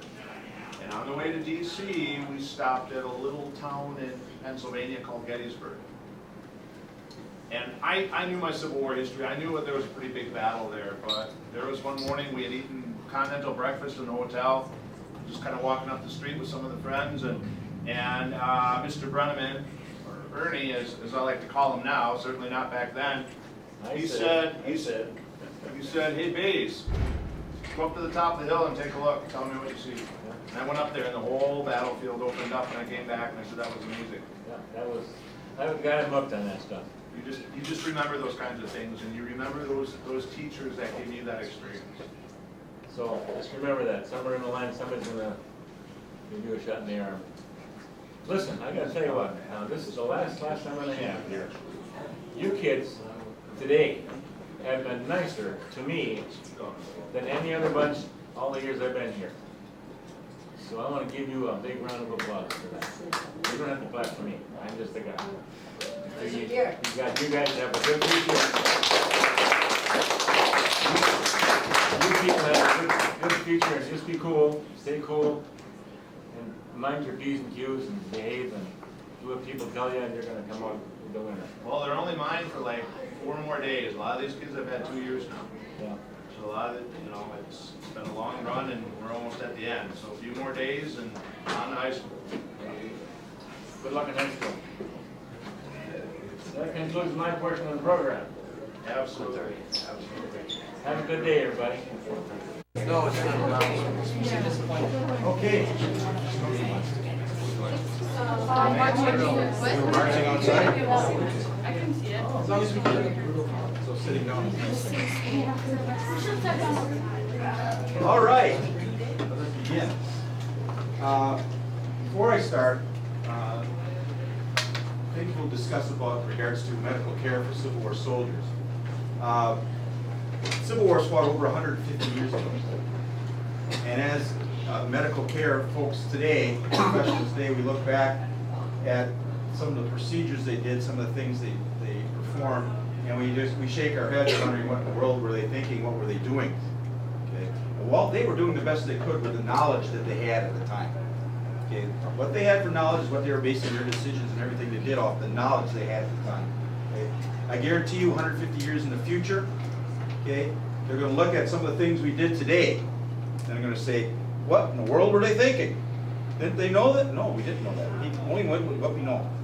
Okay? So, as students, the years you have ahead of you as being students, fill those heads with knowledge, okay? Because the more knowledge you have, more better decision making you probably will do, okay? So, knowledge. Okay, so with that, 620,000 American soldiers died during the Civil War. That's Union and Confederate together. 620,000. Of those, over 2/3 of those died, or 400,000 died, from something today the medical profession could have probably alleviated, could have taken care of. Now, today, say, young lady here cuts her hand, and she doesn't clean the wound or cover it with a bandage. What's going to happen to that wound site eventually? It's gonna get. And what causes infection? Bacteria, okay? Bacteria. They did not know about bacteria during the years of the Civil War. Okay, they had no knowledge of bacteria. They had microscopes, they could see the rods and the budding circles. They didn't know what it was, what they were looking at. They just assumed it was some type of cell development, something miasms in the air that went to a site. They didn't know what bacteria was, so they didn't know how to deal with it. Okay, so if you were to go in for a surgery today, say a tonsillectomy, you would go into a sterile field, what they call. What that is basically is everything is sanitized, clean. There's no bacteria on any of the tools that we use for the procedure. If, however, you were to do the same procedure during the Civil War years, okay, and we're going to take her tonsils out, and then we're going to go to yours next, okay? So what we would do is take, let's say hi to each other, because we're going to share a lot of things here soon, okay? So I would take my nice knife, long knife, scalpel, or story, whatever I had on hand, and we'd go in and remove your tonsils, okay? A young lady over there, she's quite impatient, she's not really liking her tonsil situation. So I would simply do this, and we would go after hers. Now what have I just shared? What have I done here? What have I just done? Yes, her bacteria. So what I've just, whatever was in her mouth and her bacteria, there's a lot of bacteria in our mouths. Okay, what was ever in her mouth, plus this is a wonderful knife, isn't it? Look, this is the cleanest thing you've ever seen. And his apron is spotless. Okay, there's no possible way there's got any germs on that. And then I shared it with her. So what they were doing is they were compounding the problems already. Okay, soldiers that they would just simply do that, and you understand when we talk about the surgical procedures, they did hundreds and thousands of these things, and they did them almost non-stop. So to them, clean, not knowing anything about bacteria, clean was this. This was clean. Okay, or maybe a little bit of water sprayed on or something. That was clean. To them, that was bacteria-free. That was clean. Okay, so you can see where the problems were. Civil War soldiers, you spent most of your life in camp. The weather dictated whether the army moved because of the roads. Okay, the roads are not like what we have roads today. They were dirt roads, and with a lot of rain or snow melts, and there's a lot of mud. So soldiers were not moving like they can today with the transportation we have today. So as a soldier's life in camp, so thus the surgeon's life was in camp. Your day started early. Your first sergeants got you up out of your tents. You got up on your streets and had roll call. I think you had roll call in class this morning. And then there was announcements made. There was a schedule they have to keep, things we have to do. Those soldiers who were physically unable to do those things were placed on what they call the sick list. Now we're going to go through a couple role plays here, and I'm going to be asking for some volunteers. And not everybody raise your hands at once, okay? All right. All right. And what I'm going to ask you to do is we're going to go through some illnesses that soldiers went through experience, and then we'll deal out some prescription medicine for those illnesses, okay? So we have a volunteers. Now we have volunteers. Fantastic. Isn't that great? I'm going to take these two right here, then I'm going to get two more back in the class. You two come on up front. Okay? You read card number 1. You've got card number 2. Number 1, nice and loud so they can hear you. Yesterday you ate some rare rebel pork. Today you have the Potomac Quick Step. Very good. You're one of the first to get through that whole thing without a stumble. Potomac Quick Step. Very good. You love rare rebel mutton, but it does not love you. You hate the flux. You have the flux. The flux. Okay. All right. What we have are two soldiers who have something that killed the majority of Civil War soldiers. We have all kinds of colorful names for it. The Potomac Quick Step, the Tennessee Trots. Here in Merrill, we could probably call it the Prairie River Runs, whatever, you know. But it was the old diarrhea and dysentery. Chronic diarrhea and dysentery killed a lot of soldiers during Civil War. Probably #1 killer. Okay. Now, how many athletes do we have here? do sports. A lot of you, fantastic, great, okay. How important is hydration? Extremely. Your coach is all stressed hydration, okay? Well, here's how hydration works. You take in your fluids, goes down through your esophagus, through your stomach, into your intestines. It's in your intestinal wall is where the water is absorbed through the wall and gets into your body and does its hydration. Now, in the case of chronic diarrhea and dysentery, what's happening is the intestinal wall is infected. It's swollen, it's thickened, so the water has not a chance to get through that wall and do its magic in the body. Instead, it finds a way to get out of the body. Unfortunately, we know how that happens. Okay. All right. So what I have is some medicines that will take care of this nasty Potomac Quick Step that you've got. Okay. All right. And the flux. Okay. Stand right over here. Okay. Now, I'm going to make for these two soldiers something called blue moss. Blue moss. And the active ingredient to blue moss is stuff called calomel. Could you name for me? Read off the name underneath calomel. Mercury. Mercury. What do we know about mercury other than it's a plant? What do we know about mercury today? It's poison. It's a poison, it's a toxin. 150 years of knowledge now, okay? Civil War, this was probably one of the top medicines for intestinal issues. Okay, calomel. So what I'm going to do is I'm going to make some blue moss. I'm going to take a little calomel here. And I'll put some chalk in with that, because chalk in water is a little tacky, which is a good thing for the old Potomac Quick Step. And add a ladder of water. Okay, what color do you see there? Blue. That's where it's got its name. It means the mercury is being activated. The calomel, excuse me, is being activated. Okay. And this would either come in a liquid form, or they would let it solidify, and they would just give them chunks to chew on. You got lucky. You got the water, the fluid. Okay. 1, 2, 3. Down a trottle. Every last drop finished. Very good. Very good. Okay. Nice and bright eyes. Great. Fantastic. Obviously, good job. Okay. So, calomel. Blue moss for the diarrhea and dysentery. Okay. A couple more volunteers. Okay. We're gonna go. Let's go right here. You two right here. Come on up.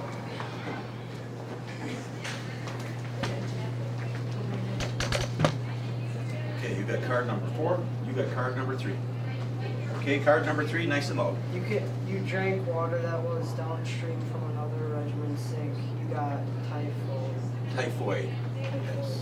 Good reading. Nasty that you have that. Go ahead and read.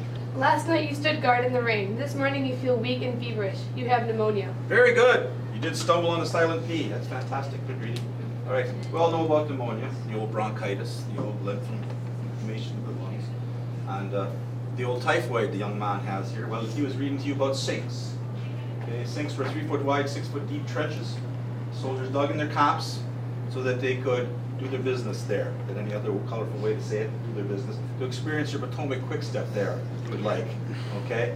Now, what happens many times is they dug the sinks sometimes near the water, near the river or the stream where they're at. And a company downstream or another regiment downstream, of course, they were drinking out of that same river. And if the contents of the sink rose with the rain, it would go and spill over the banks into the creek, down the river or wherever. And what we thought we were drinking nice spring clean water was laced with salmonella bacteria, got into our systems, and we developed a typhoid fever. And that killed an awful lot of soldiers along with pneumonia. But I've got just the stuff for both of you. Okay, come on up here. All right. Now, if you have flu-like symptoms today, say you have a fever or the body chills and the body aches, headaches, what are some things your parents would give you? Name me some medicines your parents would give you. Ibuprofen. Ibuprofen, absolutely. Any others? There's all kinds of them. Advil, Tylenol, okay? All kinds, aspirin, all kinds of them, okay? The Tylenol at the time during the Civil War was stuff called opium. Now, if I actually was in possession of this much opium, there would be a police officer just waiting outside the hallway, waiting for me to finish to escort me to prison, okay? Because this is a highly illegal substance, highly addictive, it's nasty stuff, okay? But 150 years ago, this was the Tylenol of the time. This was the Tylenol of the time.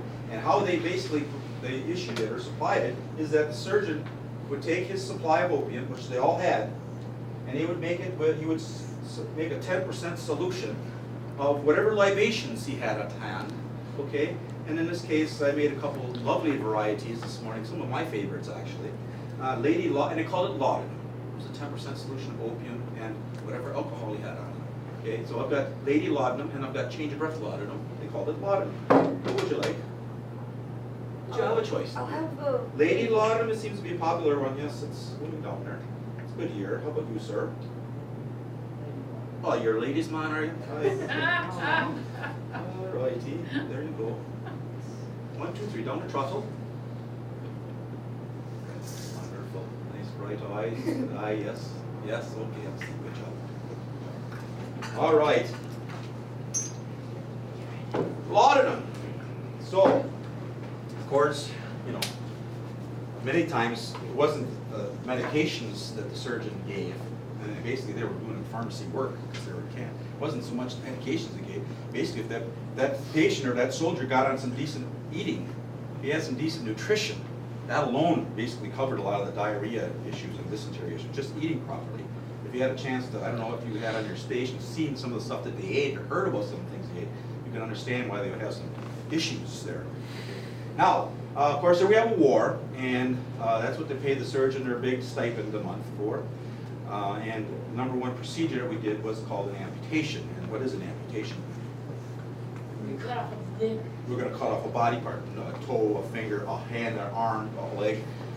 So that was the number one procedure they did, was called an amputation. Now, they developed a system during the Civil War called triage. Triage works like this. If we were today, say we had an accident out here on the road, and your first responders, many patients, many people hurt, your first responders would approach them, and then they would prioritize each patient as to what their condition was. Some are in need of ambulance right now to get to the hospital, they would get on first. Others we could just do first aid on. Others we can simply observe. Okay. Now, triage during the Civil War, however, worked like this. Behind your battle lines followed surgeon assistants. Surgeon's assistants were supplied with bandages, tourniquets, many times just alcohol along to combat the shock that the soldier would experience being shot or being hurt. And they would prioritize. Now, any injury to the torso, meaning the chest, the stomach, or the head, was considered mortal. Today, some of those cases we could get on, say we get on a helicopter and fly it to the medevac, they could take care of that. We could do. During the Civil War, we didn't have such things. So in the Civil War, the person was designated as mortal, basically died. We basically left them on their own to try to combat their shock a little bit, but they basically were told that you're going to meet your maker. What the surgeon assistants were looking for were those with leg and arm injuries. And so in a case of, say, they came upon a soldier with a lower leg injury, and you know where your calf muscles are, right? It makes you allow you to do this and to walk and to run. Okay, there was a bullet hole through a particular soldier's calf muscle, and the surgeon assistant looked at him and said, "I'm sure the surgeon's going to want to amputate that thing." So what he would do is he'd apply a tourniquet above that right knee. This is what a pettit tourniquet is. This is a Civil War tourniquet right here. Okay, you would slide that over about 4 inches above that knee, and he would turn on this screw, and it would constrict the strap, cut off all blood flow from that point on. The last thing you want to do when you want to control bleeding, okay, all about pressure and elevation, the last thing you do is, this is a death sentence here for anything south of this, okay? So we got a tourniquet on there, we stop the bleeding. They take that particular soldier, find the surgeon's table, and they would anesthetize the patient, okay? They used a lot of chloroform during the Civil War. This is a device called an inhaler, real simple. It's that a sponge sitting on a cloth cone. They'd place the chloroform on a sponge, it would soak down through. They'd place this over the mouth and nose of the patient, and they'd be sleeping within 10-15 minutes. Okay? And the entire role of one surgeon assistant, if the head of the patient was here, he would make sure the patient was asleep and stayed asleep during the procedure. Okay? So he would basically, once he would realize he was unconscious, he would tell the surgeon to proceed, and he stayed there to make sure he stayed asleep for the whole procedure. They killed a lot of soldiers because of the use of chloroform, because they had to experiment how to use it. It was something new. And they developed it in the dentistry, basically. They developed anesthesia in the dentistry. So they were experimenting a little bit, okay? So we have the soldier sleep, and the surgeons can proceed. And what they developed during the Civil War was a procedure called a flap procedure. We use it today. They still use a flap procedure today if they have to do an amputation. Many times they have to do amputations on diabetics. I've seen a number of them, okay? And because the circulation is so poor in a diabetic, many times they get an injury and it just doesn't heal. No blood flow, it doesn't heal, it just sits there and gets gangrenous. So anyway, so if we're going to remove that right lower leg, we would take our scalpel or long knife in this case, and in your lower arms and your lower legs are 2 bones. You would take the knife and you would locate where those were, and then you would take a longitudinal incision like this, and then your calf muscle would just kind of slide down and just hang here, okay? That's going to be our flap. Okay, so we've got that situation. Now, at that point, we have to get at those 2 bones, so we use a procedure called retraction. This is a device they used during the Civil War, very simple device. It's just an old rag with 3 tails. It's great for lower arm and lower leg amputations. We simply take that middle tail there, we stick it between the 2 bones, pull it back, one on the outside, one on the inside, give it a little bit of twist, and then we pull back the skin, the muscle, and the fat until we actually see the 2 bones. Retraction. Okay, once we see the 2 bones, we take this is a replica of a saw blade, sawbone, okay? Cut right through there, got through the tibia and the fibula. A surgeon assistant would catch that and actually give it a toss. And I literally mean, he would simply give that limb a toss over to the side, because we don't have time to dilly-dally. We've got hundreds of patients waiting to be taken care of. So you give it a toss. Now, the only thing keeping that particular soldier alive right now is, and what is this called? Testing it. What is this called? Tourniquet. Okay. This is the only thing keeping that soldier alive right now. It's a tourniquet. Because if we release that tourniquet at this point, what happens? He bleeds out. Okay? He'll bleed out. There are 3 main arteries that feed that lower leg. And so we want this tourniquet back. So in order to release that tourniquet, we have to do something called ligation. And there are 3 main arteries that feed down into that lower leg. And we locate them and we pull them out. But there's a device called a forceps. We could use that. They use that. They use the thing called a tenaculum. Have you ever had your teeth cleaned? This is what they would use sometimes. They get in there between the teeth. The tenaculum. Or of course, we don't really know about infection and bacteria. We use our fingers if we have to. Just pull those things out. Okay? And so once we have those arteries located, we take our suture material, we tie them off. Okay? Then we release our tourniquet. If there's no blood seepage, we're good to go. Release the tourniquet. Now we have this flap here. Okay, the old gastric nemius is hanging right there. Okay, we swing it over, sew it across the top of the leg, pull out those 3 ligations, let them hang out free. We cover that wound as much as we can. Sometimes instigating plaster was used, plaster, or whatever we had to seal. We're trying to seal that wound, thus the flap. It was the whole idea of the flap was to try to keep the air away from this wound. But we don't know about bacteria. We know there's something out there. As we get this hospital gangrene and this hospital fever that's been developing in our field hospitals and in our regular building hospitals, that's killing off our patients. Okay? Now that particular procedure lasted about 20 minutes. About 20 minutes. Your survival rate was about 70% if you got on the surgeon's table within the first 24 hours of receiving your wound. Okay? Anything after that, you allowed the bacteria to start working and getting into your system, then your survival rate dropped down to maybe 30%. Okay?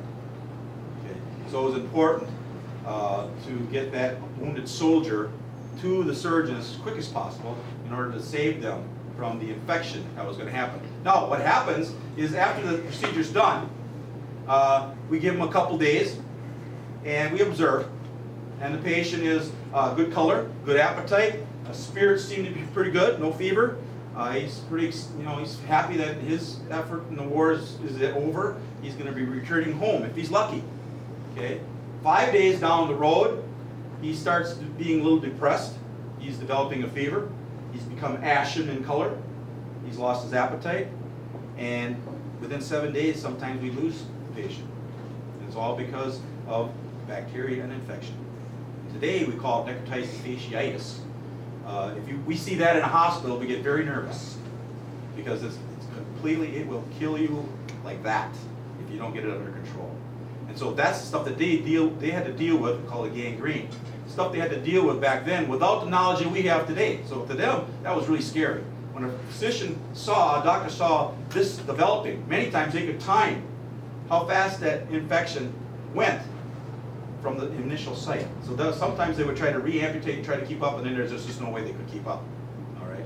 So because they didn't have the knowledge of bacteria and what to do with it, how to combat it, there was a lot of patients killed. Now I want to read for you something that was a good description of, if I can find it here, there it is. A good description of what a surgery site looked like, what a field hospital looked like. This was written by a Union general named Carl Schurz.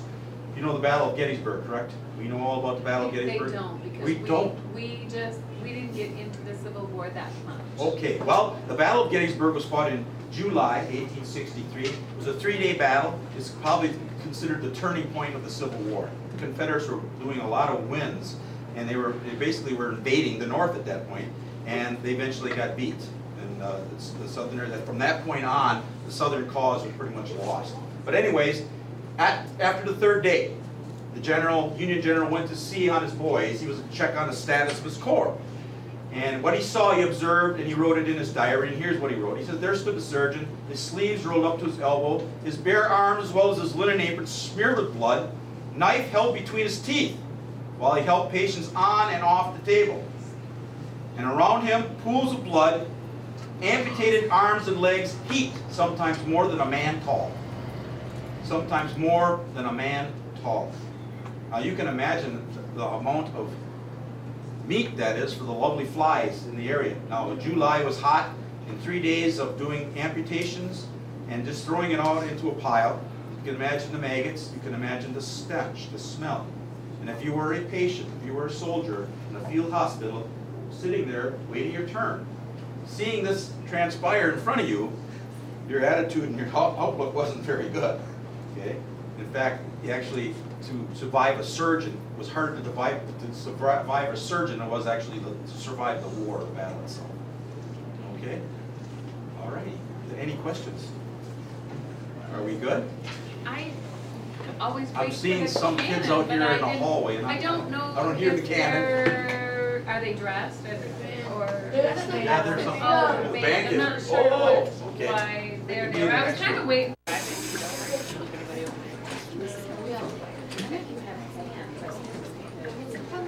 Oh my gosh. It's pretty warm in here. Yeah, next door, I was like, where's the fan? And I'm like, there was no fan that I could see anywhere. My sister eyeballed your pan on top. Yeah, pull it down. No, she's like, Well, it's kind of late to now. wash these. She's like, I Oh wonder if yeah, she'll- she can use it. No, I stole it from Well, this is our last session now. Yeah. but if you can, yeah, but it is. We share. Yes, I'm gonna think you guys go outside again, don't you? What? I don't know. I'm sure. And if you need a break, I mean. Oh, I'm good. I just had 2 classes off, so. Oh, I'm good to go. okay, all right. So my name is Lori, and I'm going to talk to you a little bit about women's fashion in the 1860s. I'm also going to talk about the Underground Railroad. If we have time at the end, some of the children's toys and games they would have played with. Maybe my daughter will make an appearance wherever she is. Oh, She's running the building somewhere. This is Mr. Basil's wife. Are you all on Mr. Basil's team, or are you on? No, Rin, they're or- on a different team, and they're. Okay. Has anybody had Mr. Basil last year? So you've heard about the Destroyer? Destroyer's not here. Oh, Yep. yeah. This room would be destroyed if Liam was here. So this is about Anna. But so anyway, what do you guys do for fashion today? What is, Look what is- around. Yeah. Jeans. What's a fashion statement? Like if you want to Crop tops. crop tops, No. Really, still? skinny jeans. Yeah, my mom. What about brand? What about brand names? Nugget. Under Armour. Or as the older generation calls it, the clothes with the big H on it. They always come into the store and be like, we need the clothes with the big H on it. Or Armorall, they call it Armorall too all the time. So fashion in the 1860s, we've had fashion since back in the 1860s, or we tried to. One of the things that we did for fashion in the 1860s was we wanted to be very fair-skinned or light-skinned. Why would I want to have very fair skin? Voila, here she is. Why would we want to appear very fair-skinned? Along those lines, yes. If I was a farmer's wife in the north, if I didn't have money to pay for my farm help, I had to do all the field work and everything outside, so my skin would tan. If you had tan skin, it meant you were poor and you didn't have money to pay farm help. So ways that we could, so ways that we would be able to lighten our skin, must be Rowdy Basil's group. No, I guess they go to the nurse next. It's a Confederate group. It's a So what do you Confederate, okay, that expect? explains it. So one of the ways that we would lighten our skin would be make sure we had shade at all times. We never showed any skin. I'm sure you learned in etiquette. You can't show anything except your hands and then your neck up. So this is what I would wear if it was winter, summer, whatever. It was not proper to show any type of skin. Yeah, well, you kind of get used to it. We can do reenactments when it's like 80 and 90 degrees, as long as the humidity's not there, and still wear it all. So what we would do is we would cover things up. We would have, if we were working the field, yes, you did bring that in. If we were working the field, we had a slat bonnet. Slat bonnet has little slats of wood to keep the brim rigid. So we would cover everything, the back of our neck. And we would cover all sides of our face. So all that we could see would be right in front of us, whatever we were working on, whether it be the land or with the animals or whatever. We wouldn't wear this in the middle of town. Anybody know why we wouldn't wear it in the middle of town? Yes, I can't see on the sides. Towns are very noisy. Wagons, horses, dogs, kids, men, yelling, whatever's going on. And when you're walking across the street, or whatever there was at the time, you can't see anything, and you hear lots of noise, and you can't tell what noise is coming at you and what's not. So a lot of women would either be injured or killed by a wagon or a horse if they couldn't see it coming. So that's something that we would wear just out in the field to help keep everything covered up. Another thing that we did is we would, if we went out to town picnics,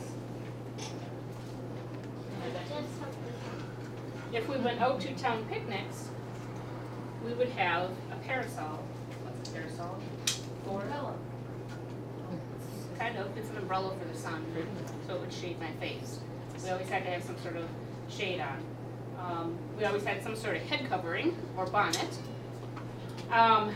And then if we were tan, there's other ways that we could lighten up our skin. We could use makeup. If we didn't have enough money for makeup, we could use arsenic. What's arsenic? What? Poison. Rat poison. We would take it and rub it into our hands, and we'd rub it into our face because it would bleach out our skin. So we were poisoning ourselves in order to wear the Under Armour shirt and have white skin. Okay? We didn't know we were poisoning ourselves, but it was all for the sake of fashion. Another fashion in the 1860s was to have very small waists and very broad hips. Why would I want to appear like I had broad hips? What do you think guys would think of back then? If they're a farmer, they need what? Well, you could have black kids. Kids. You need cheap child labor for your farm. You don't have to pay your kids to do the field work and all that kind of stuff. So if you had broad hips, the thought back then was that you would be able to survive a lot of childbirth. So you'd have a lot of kids. Let me tell you, that does not happen. Doesn't matter if you got no hips or surviving hips, childbirth, I don't know. Anyway, sorry, Anna. Then for the small waist, to get the illusion of the wider hips, you tighten up your waist. So we thought, hey, the corset, which we used as a woman's undergarment, if you crank on the laces, you can skinny up your waist by 2 to 4 sizes. Everybody knows what a corset is, right? Okay. I don't know So if the guys do. The guys don't. it's the banding that's underneath a woman's dress, and you see probably in the older Pirates of the Caribbean, she's lacing up her corset when she's getting dressed. She tugs on it. Someone usually is helping her get dressed. Ring the bell. It's all like sucking her in. Yeah, Kind of like sucks her in. So you can get your waist pretty tiny with that. Well, that would help in the illusion of the broad hips. So when you do that to your body, all your interior organs kind of get rearranged. Your lungs, which are made to, expand and give you deep breaths and oxygen to your brain, with a corset on, your lungs are just like a tube, like a balloon tube, and they can just take little quick breaths. Pirates of the Caribbean, when she falls off the wall because she faints, because she can't get enough oxygen to her brain. She can't take a deep breath to get enough oxygen. It was so fashionable, especially in the South, because they didn't have to work a lot of the fields, obviously. They would wear their corset 24/7. They would sleep in their corset. And once your body became dependent on your corset, you lost a lot of muscle mass. There's a lady right now that lives over in Europe. She actually had, it was 3 or 5 ribs surgically removed in order to fit into her corset and get her waist really small. Now the problem is she can't survive anymore without a corset. If she would be sitting on a couch and not have her corset on, her body would just, her top portion of her body would just fall over. She has no muscle mass to help keep her erect. So now she has to live with her corset. A lot of people also, when they were pregnant, they would still wear their corset. So that ended up with a lot of bad endings either in childbirth or before the child was due. They would wear their corset, all for the sake of fashion back in the 1860s. To also help with the illusion of the broad hips, under a dress like this is more of the farm help dress. We would be working around the home or working around the fields or the farm. We would wear 7 to 10 petticoats underneath. I have one. But we wear about 7 to 10 no matter what the temperature is outside. In the 1860s,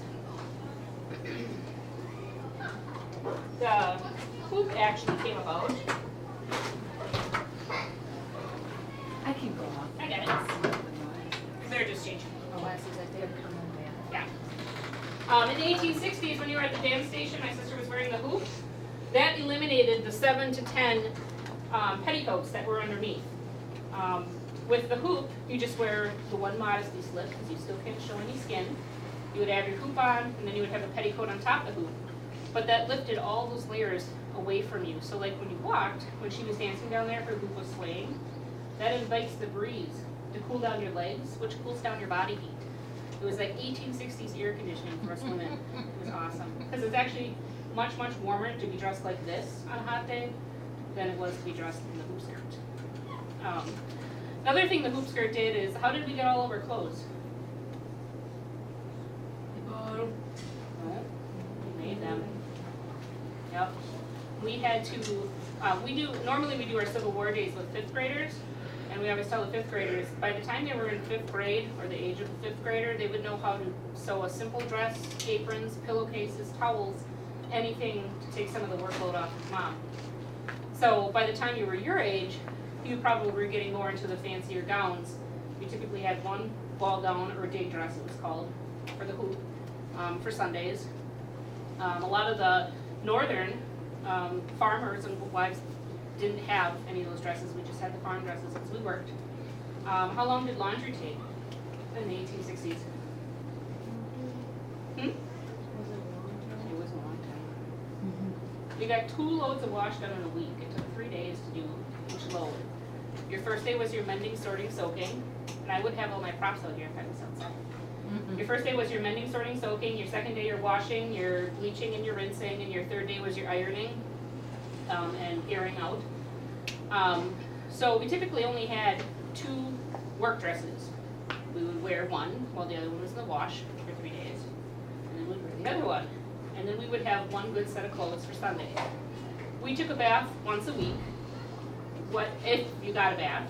A lot of the guys, when they were in the Army, they took a bath whenever there was a river handy.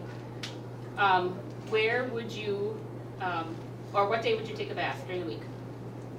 Not Sunday, close. You know? Saturday. Saturday, because it took a long time to boil the water to fill the bathtub.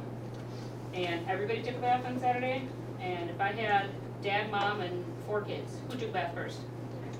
Dad, because he was the hardest worker and he was the dirtiest. Anybody heard the phrase or the saying, don't throw the baby out with the bathwater?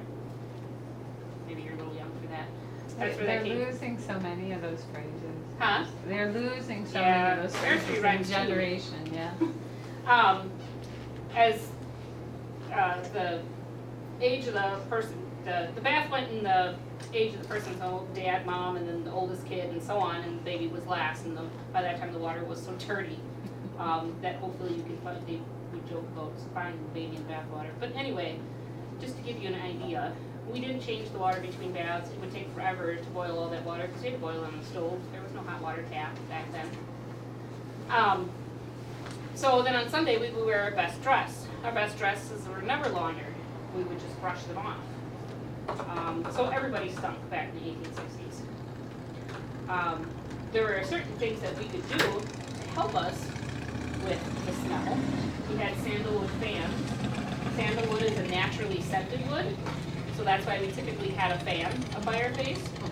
We also would sew dried lavender in pockets around the collars of our dresses, so we'd always have the lavender scent up by our face.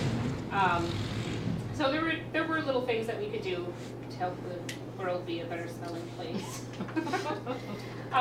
Little girls and boys up until about the age of 4 would wear dresses. Why would we put little boys in dresses? You know? True. Anybody else have any ideas? I know this one, but I. What do you change a million times a day? It seems. I will be so glad when Liam is out of diapers. They didn't have the nice snap-away pants that they do nowadays. They didn't have the nice Pampers that they do nowadays. You had cloth, and you had buttons, and you had pocket eye. So this would take forever if you had to change the baby every hour and a half. So they would put him in a dress. What's another reason why maybe we would keep a baby in a dress for a long period of time? I never would have guessed this one. I only know it because of you. Yes. If they have to go, they just go. There's nothing stopping them. My son still goes. If he has to go, he just goes. Doesn't matter where we are. He could be running around without a diaper. In the 1860s, typically when mom was in the house, what is she working with all day? Whether we're boiling water, making food, what is one of the biggest dangers in the house? Fire, yep. Babies that couldn't walk were inside with mom. So how hard is it to crawl in a dress? Every time you put your knee forward, it yanks on your neck. We have to be faster than the child. If the child is headed toward the fireplace, we need to be able to get there before the child gets there. So the dress slowed them down when they were crawling. So as soon as they learned how to walk, and as soon as they were potty trained, they were outside with the older siblings, and then the older siblings would take charge. But while they were in the home, they were in dresses with mom. Let's see, any questions about it? So what's the Underground Railroad? It's a place where slaves can go from the south to the north to slaves. It is a escape route. It is a huge network of civilians and maybe some ex-military that want to assist in getting the slaves to freedom.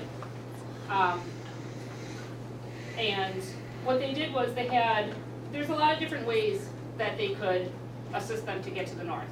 They did it a lot through song. They would sing their directions, follow the drinking gourd. Everybody know that song? What's the drinking gourd? It's a star constellation. It's Big Dipper. So and Big Dipper's always in the north sky, so you're always going to be traveling north if you're following.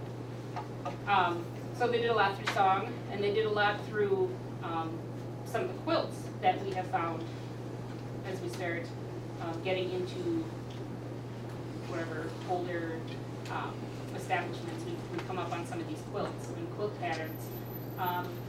Quilts was kind of a way that we could get messages across without saying like, hey, I'm helping on freedom, because we don't launder our bedding back in the 1860s because it took 3 days just to wash our clothing. We didn't have enough time to get to the quilts. So the quilts were just aired out, whether they were thrown out through a windowsill or they were aired out over a fence, something like that. So it's not uncommon to see quilts hanging outside. So what better way to give directions than on a quilt? So this network was set up. Depending on what part of the country you're in, you would see the different types of quilts. This is a sampler quilt, so it has a lot of different patterns on it. The quilts back then would have had just one pattern in the whole quilt, but this is just a sample of all the different patterns that we've come across so far. One of the most common patterns you would see down in the south, you would see the ones where you're getting ready to leave. This one was called wagon wheel. If you see this one out at whatever checkpoint house was there, this means in 2 weeks or a fortnight, you would be getting your stuff ready to go. So they're leaving in 2 weeks, so make your preparations. There was gonna be no one, you know, advertising it in the paper or anything like that, because obviously you wanted to be running away. This one, monkey wrench. As you got closer to departure time, it is reminding you, take only what you can carry, your necessity tools, your clothing, some food, some water. There is no wagon, there is no pack mule to go with you, you have to carry everything. So that was one of the more popular ones in the South, obviously, because that's what you're starting from. Then we had, let's see, we had bear paw. Bear paw meant that there was danger if you stayed on the main roads. You wanted to live like a bear would. You'd be going through the forest. You'd be staying undercover out of sight because maybe there's a Confederate checkpoint somewhere, and you gotta remember back then, anybody, sometimes Northerners and Southerners, were gonna turn you in because they got money to turn any runaway slave in. They were helping their bottom line, their income for their household if they turned in runaway slaves. So you had to make sure you were trusting the right people. So this one was saying stay off the main drags, get into the woods because there's a lot of people in the area that are not friendly. We had, this one is called log cabin. It was somewhere where there was a shelter on that property that you could either dry off, get some food, something. If the square in the middle was red, there was a fireplace at that shelter so you could warm up. If there was food there, cook food, whatever you needed to do. So there was something there that was going to help you. This one was bow tie. If you were a runaway slave, what did you not want to be looked like doing? Running away. So your clothes really should be in some normal type of wear and tear. You can't be wearing rags. So at points along the route, you got fresh clothing because you didn't want to look like you were living in your clothing for the last 3 weeks. Okay? These two bottom ones are just directional ones. On a typical quilt, there's 4 sections of arrows right here. It's called flying geese. But 3 of the arrow patterns would be all the same color. And then the direction that they wanted you to go in, that would be the arrows that would be a different color. So you would know which direction they were telling you to go. The boat was a common one too. Where is it? Right here? Because you're following the river. You're not going on a boat, but you're at least following the river or along the water source somewhere. Drunkard's path is more like bear claw. Drunkard's path was get off the main drag, walk like a drunk person would, through the woods, weave your way through so nobody can track you. That's what they were telling you to do because there was danger in the area. And then one of the last ones, this is the one that would be found more in the north, was the Crossroads. You had to figure out where you wanted to go. Were you going to stay in the north or were you going to go to Canada? What were the 2 main routes to Canada? Anybody know? Slave. Yeah. So, any questions? How long does this one go for? Oh, hi Lisa. It says here 114. 114. We always been kind of like waiting for the camera to go off, but. Well, then we talk some more. So, Actually, yeah. this is the last one, so I don't know. Are you forming up again after or no? It doesn't say, we're just falling in, and we're gonna, it says march back to Pyramid, honorable discharge. Well, you're already there. So I think we are going to muster Outside, okay. out here where we started, pretty much. What or kind of from lunch. toys and games do you think the kids played in the 1860s? Now, mind you, they didn't have a whole lot of time because they were doing a lot of chores. But what did the kids play with? Ball and cup. Ball and cup. You're right. That was something. What were the toys all made out of? Rock. Wood or you could do rock, wood or cloth material, like dolls and things. You know what one of my favorite games growing up was? Rock. Rock. Yes, TV show. Oh, there was no game called Rock. Okay, I was gonna say I don't know that one. They Did I did. any chance to play a game called Rock though? They put no. They played a game called Rounders. What's Rounders? I'm sure you play it today. Is it like Ring Around the Rosie? No. Is it? No. Red Rover. No. Baseball. Oh. Baseball was called rounders because you ran around the bases. You ran around the bases the opposite way, and it was typically something you would play at a town picnic or a church picnic. You would have almost the whole town in the outfield. So if you had 100 people in town, you could have like 40 or 50 people in the outfield. What if you didn't have a ball? What could you use? Play with the rock. Play with a rock. How do you take people out in rounders? Catch. Yes, you had to take them out with the ball or the rock. You could pass it around. That's a replica leather baseball of the 1860s. Oh. Other things they would have had. Girls had lots of dolls. What's a topsy-turvy doll? You know what a topsy-turvy doll is? You can like flip the dress around and the head's on the other side. 2 dolls in one. This one I think dates back to 1910. Lisa's got one that's Red Riding Hood and Big Ben Wolf. What else? They would do a lot of shoot the duck. You always had, obviously, your house by a water source. So if there's a rock in the middle of the river, you put your pebbles on top of the rock, you stand on the bank, and you skip rocks until you shoot all the little ducks off the rock, so whoever was left. They had a lot of imagination type games back then. I mean, that's really all they had to do. What's Jacob's Ladder? Do you know what that is? I forgot mine. Yep. That's the only one you could play with on Sunday because you were in your best dress. You wouldn't want to be running around, shooting the duck in the river and all that kind of stuff because you would get your best clothes dirty and you don't launder your clothes as often as you do your farm clothes. Any other questions? Fabulous. Everybody can take a look at the baseball and then. Jason, I don't think anybody knew that. Seams are a little bit different on there, but basic makeup is the same. So they tagged them by throwing it or by actually tagging them? You could do it either way. Really? I'm sure back then they had common sense not to aim it like the head or something, you know? Because it was mainly like a lot of the adults would play that. Does anybody do three-legged races anymore? Like the burlap sacks? Yeah, they did that a lot in the town picnics, like flour sack races and stuff. They would use the barrels from their packing barrels, or the rings from their packing barrels for the stick. So, In between a softball and a baseball. kind of. It's big, kind of like a softball, but it's a lot smaller. Really feels really Cute. Thank you. You're Thank welcome. you.